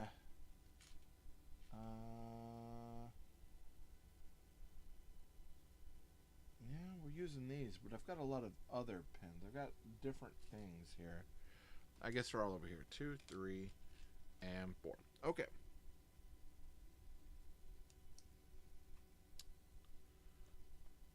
One, 2, and 3. I like how, so we're coming back to a technique from earlier that where we had a brick. Not sure yet. I want to post about it and then schedule it out. Yeah, like if you post it, tag me, let me know because I'd like to share it out too. I'm all about sharing that sort of, like if you're doing a donation slash charity thing, I'm all about helping out with that how I can. I love doing you know, every year I do the Toys for Tots thing. It's like a big thing around here. So if I can help in some capacity, let me know and I'll see what I can do to help. Okay, this is supposed to fit onto here. Am I correct? It's right here. And then let me get the leaves on. I'll turn around. I have a feeling you have messaged me, and I'm getting this done. I'll turn around and take a look. 1, 2. Let's see, 3. One more here on the end, and 2. Their tree looks nice, but mine definitely looks a lot better. Hey Greenies, what's up? Alex, how are you? Might wait a week or two. Still feels like it's trying to get better. They're definitely working on it, but man, it is a bit of a slow roll. The algorithm, like I said, it's been off. Like, you know, we're talking about the fact that like I'm used to being able to go and pull things up and go right to the people that I follow, you know. Their feed is what shows up first. But here lately, it's just been off. Like I've got a lot of random stuff, like things I'm like, why? What are you guys doing? I don't ever like it kept showing. Like I kept having all these TikTok dances show up in my feed, and I'm like, dude, I make fun. Like when my students are doing dances, and I'll tell them like, hey, you know, you need to get back to work, blah blah. You're not doing TikTok dances, or don't quit your day job, sort of thing. Like I make fun of that stuff because to me it's just like, kind of cringe to me, you know. I don't care much for it, but that's what was showing up in my feed. I'm like, why? They had took my money from a live earlier. We finally got it. Why'd they take it? Was there any explanation, or they're being booties? That seems kind of weird to say. 1, 2, 3, 4, 5, 6, 7. I can't believe I just said being booties on my live stream. How dare me? So childish. So childish. Alright. Carly, you'll have to forgive me. I can't believe I just said that. Just seems like there was a bug. Yeah. The unkish, the unk in you is showing. Stop it. Too. I'm apologizing. Well, you know, we've got people in here that don't want to hear about, you know, bottoms and such, I'm sure. So I'm just trying to be cool, man. All right, I might have to count this one out. So we got, by the time we're done, 1, 2, 3, 4, 5, 6, 7. So I've got 1, 2, 3, 4. Still got a ways to go. This is going to be a tall tree. There's 5, 6, and 7. I think for me, I'm kind of like wondering how many of these I'm going to have left, just because I had so many pieces the last time still around. I'm like, really? Like I figured most of the time you don't get extra pieces. So it's like it was throwing me off. Okay, so we've got 1. We're going up 1 more. Man, they shoehorned all this direction into one particular time. Now we're turning. This is definitely, as I build some of these builds, it definitely makes me, when I go to build my own booklets, 6, 7. When I go to build my own booklets, it's definitely one of those where it's like, I am going to make a point to have it to where I break up the steps, because that means the world by breaking up those steps instead of having it all as 1 or 2 things. Like having 14 steps in one thing, it's like, come on, man, really? All right, let's see if I can put these brown pieces in, these tiny brown pieces, without breaking them. My luck for some of this has not been very good, so. All right, got a brown one over here. Boom. We're going to turn. We got this one in. My unk is showing.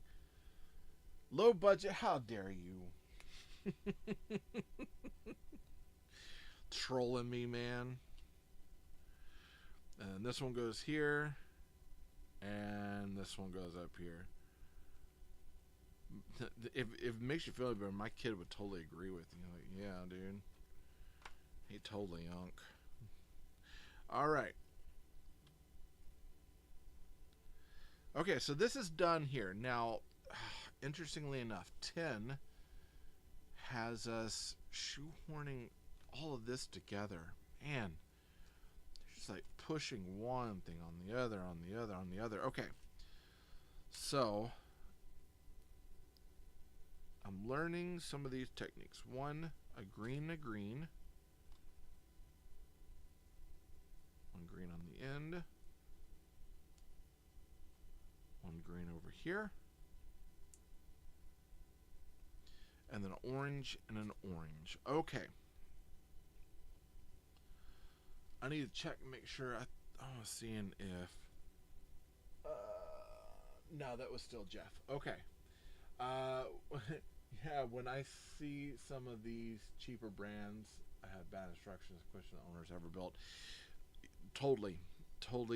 And that's where, you know, as I'm starting to learn how to put booklets together, right? And I actually learned the CAD process of how to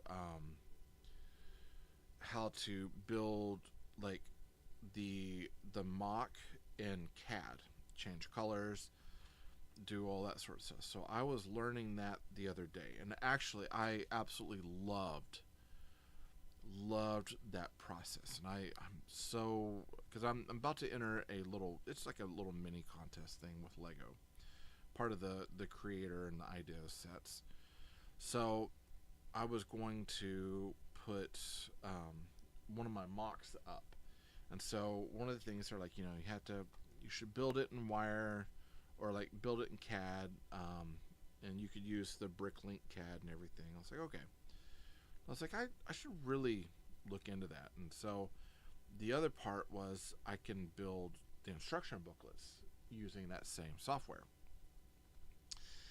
And I had made a promise to myself. I said, if I build my instruction booklet, I really want to take the time out to make sure I'm building instructions that aren't so aggravating that people stop halfway through the build and they're just like, I'm not doing this anymore. Like, I want to be able to space things out and make it decent. And so as I was going through and looking at the software and learning it, I was like, I'm going to make sure that I have it to where I can create and do something the right way, or create it and have it to where people can work off of it. I'm starting to get tired. All right, here, let me do this. Let's see. Oh, hey, thank you for the roses. I appreciate that. Man, and I go popular, brother. You're too kind to me. Too kind. Okay. So the technique that they're using to build this tree, I will give them this. This is aggravating to an extent, but a lot of this I have, and some of the stuff that they were using to build this is stuff that I used to build my autumn tree that was out there. And actually now that I'm done with the one autumn tree, because I have a lot of green and stuff left over, I kind of want to build a tree, another one, and put it into the mock that has a little bit of a different color. So have it to where it's like, now it's got green and orange and yellow in it, and maybe a touch of red here or there, or brown, in order to have those transitioning trees as well. Because I would really like to make, so my scene is a Texas town, to harbor town, so there's going to be green, but I also want it to be in fall. So I'm going to have pumpkins out. I've got light kit sets for pumpkins and everything. And so I would think at this point, having some trees like this where it's got some green and brown and stuff where it's transitioning, I think would be awesome. Hey, Sports Bricks, what's happening? Okay, now I'm going to plug that there, and then we've got one of these. It's weird that we're going upside down.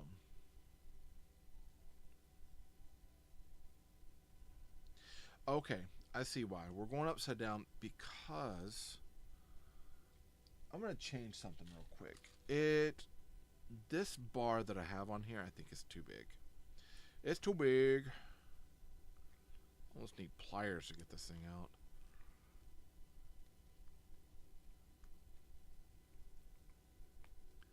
You didn't see me just do that.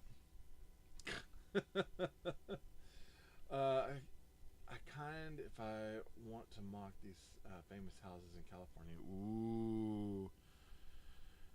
Which houses are you thinking about in the houses in California?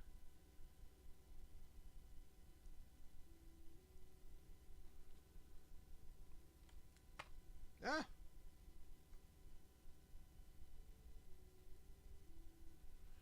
I'll set that there. Back around. Oh. Oof. Alright, and then that goes on top. Feels like a little bit of an illegal move, but I guess it still checks out. Let's see. I'll DM you a picture of it. Okay.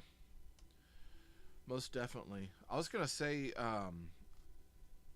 maybe even have you checked out Bricklink yet to see what all they have? Because there's a ton of stuff. Actually, and I need to message her to find out what her username is on Bricklink.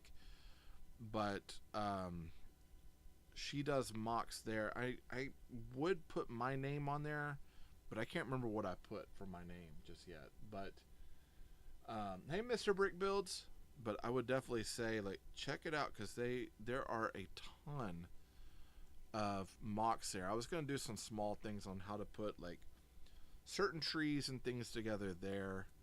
I definitely want to create some stuff that people can use. That turns that way. That's going to go up a little bit. Some of the tension on these bricks are just they're a little much. Okay. I want to say I feel like I missed something. 1, 2, 3, 4, and 5. The tree looks a little anemic on this side. But I guess it's like if you had it to where it was like the tree was out, this was towards your model, that would make sense. But yeah, I feel like there should have been like one little leaf or something over there that just kind of like fills that out just a little bit more. But that does feel just so anemic, just so small. This is going to go right over here. It's going to tower just above that. There we go. We're going to turn it like this so we can get... There we go. Okay, that'll work. Oosh.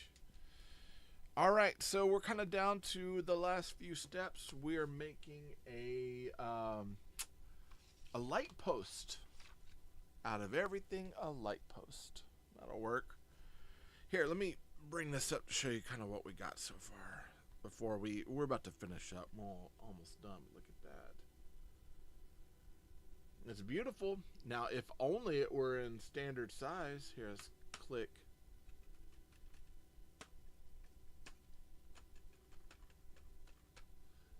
Well, it's like I guess I got to hit it with a hammer to turn it on. But yeah, I mean, this is cool. I do feel like that sure probably had a few leaves on it, but I'm gonna wait.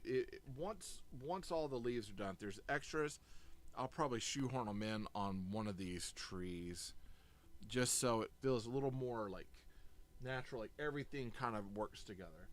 Hey, Stu's Bricks. Okay, we are down to the last little bit.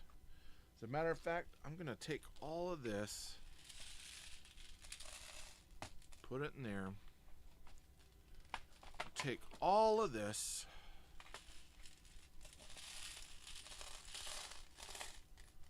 put that in there. There's a lot of extra in here. Probably more than we really need, but there's a lot of extra. Tilt that way. Okay.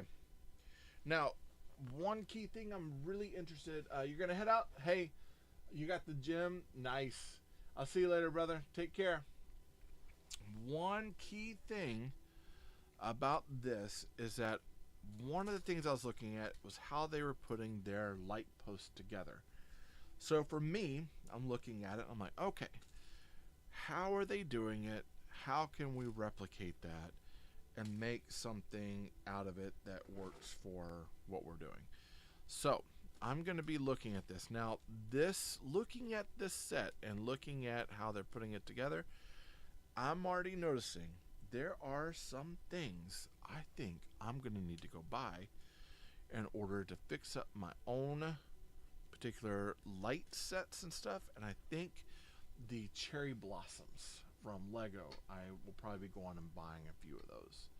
Hey Matt, you back? Hey, did you ever get a nap? Hopefully you got a nap. So 1, 2, and 3. We got 1, 2 of these bars. You know, everything's here. At this point, let me just look at this and figuring out how they're putting it together. So, we got a sleeve. Gonna put a clip in it. And then we're gonna start building up our brown here. We've got another one of the Technic bars. Technic bar number 2s, I believe. That goes here. One more Technic bar. And it looks like we're putting this on. Man, I'm down to my last song again, which tells me that my party is probably about to be over. I will admit, though, I love this song. This is one that I I play this when I need to be in my zen moment. 1, 2. One more up top. And then we got another Technic bar to post or pin. And then we're going to go one more up here. 1. And then we need a plug over here. So a pin to a stud. And then we've got our last little bit of stickers here. Let's see. I will admit, these stickers on this particular set, using their teeny tiny brick separator, is quite interesting. I'll make a charm out of that brick separator. I don't think I'm going to use it for anything else. That's too much, man. It is so small. Sometimes I envy people who are able to work on this scale with this sort of stuff with their fingers, man. Because these are killing my fingers. Alright. So business hours. We got a sign up here. And let's see. Looks like we're going to go up 1. So we got 1 by 5. We've got another one of our little bars that goes, it's going to clip right into there. And then we're going with 2 of these. 1, 2. And then we've got a gray, it is actually I love them. They're the gray 1 by 1 round with a pin on it. And then we're going to take this, we're going to reverse it, right? Yeah. It's going to go here. We're putting a stud underneath.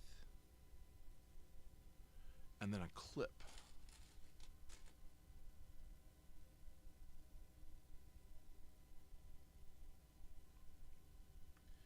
And then we've got these, I love these. So they're basically like snot bricks, but they're rounded on the edge.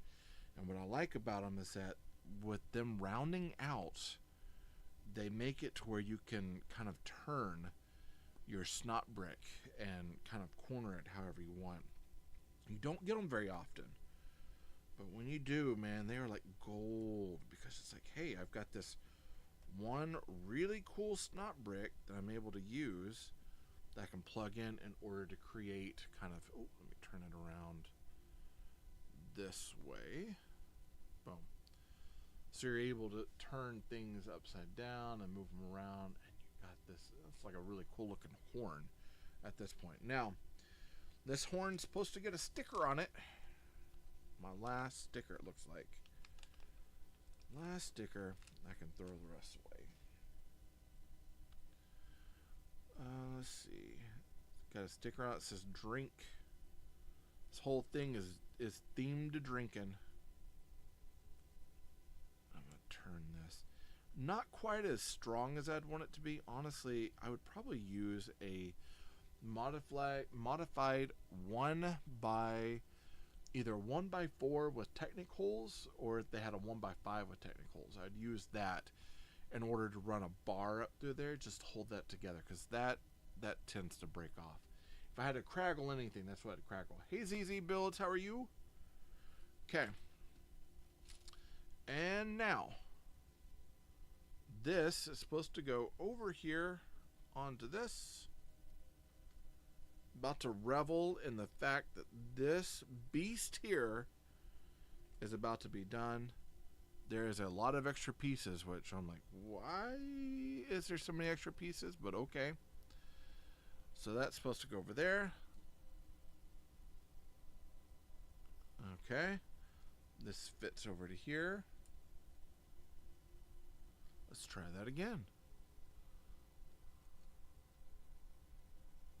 And that's supposed to fit right into there. Not sure, that's a little wiry. I'm not quite the biggest fan of that, and that keeps popping up. You know what? This is going to be one of those where it's like, hey, guess what? We are going to alter this. I didn't say to do it, but we're going to do it. And you know why? Because We want it to work, which means this. Now we're going to put a 1x1 barrel, put a little number 3 pin through it. I'm going to run it through there, and that should settle that right there. And yeah, let's see, that holds fine. Okay, let's pull it up. Let's take a look. Oh wow, I'm gonna show everybody right here real quick. Look at that. That's pretty cool. That's a cool build. Now they are micro bricks, so what you're expecting for micro bricks, it's like, oh yeah, it's gonna be a tight fit. Here, I'll show you up here real quick before we go. This is, I mean, honestly, build wise for what we're getting, there's techniques and stuff in here that I'm definitely going to be using on a standard build, which is awesome. But yeah, this is all micro bricks, and it's huge for what we're getting. Like, it's a big set. So I'm actually quite surprised just how large this is for a micro build set, but it is micro build, so it does not fit with anything else in my city. Definitely gonna have to, if I want something like this for my city, I'm gonna have to rebuild some areas and aspects of it. I do think that, honestly, I think there's some stuff that I would like to change and, you know, do, but I do plan on building it at some point in a larger scale. But there obviously is going to be some changes. Oh, some things that need to be fixed.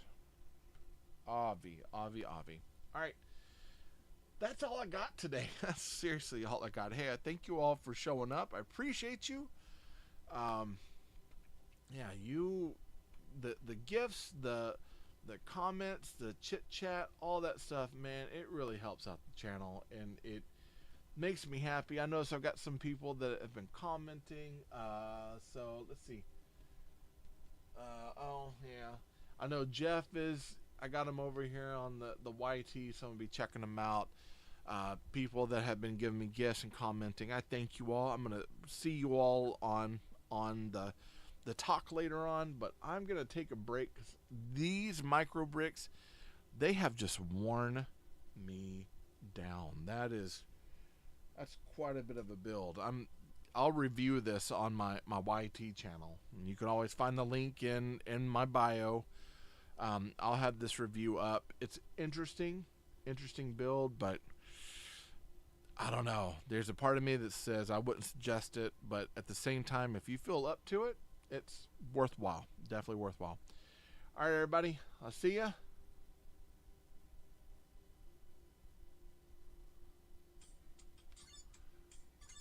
And there we go. I'm gonna turn that off. All right, everybody. So on my other feed, I'm done with the TikTok feed. Hey, I thank you all for showing up. I appreciate you all. I really do appreciate you all. Definitely check out the review of this. I'll have it up probably this week. I've got a few other things I need to review and put up. Kind of pad out the account. I try to make sure I have a video every single day as much as I can. If you haven't subscribed, be sure to subscribe. Hit that bell for notifications. Be sure to comment on this after the fact. Definitely I'll take the comments, and like this. It helps YouTube know that you're liking what I'm making. I appreciate you all. Go check out the other videos, and thank you for supporting. Hey, I love you all. Jesus loves you more. There's nothing you can do about it. Good luck with the build, and happy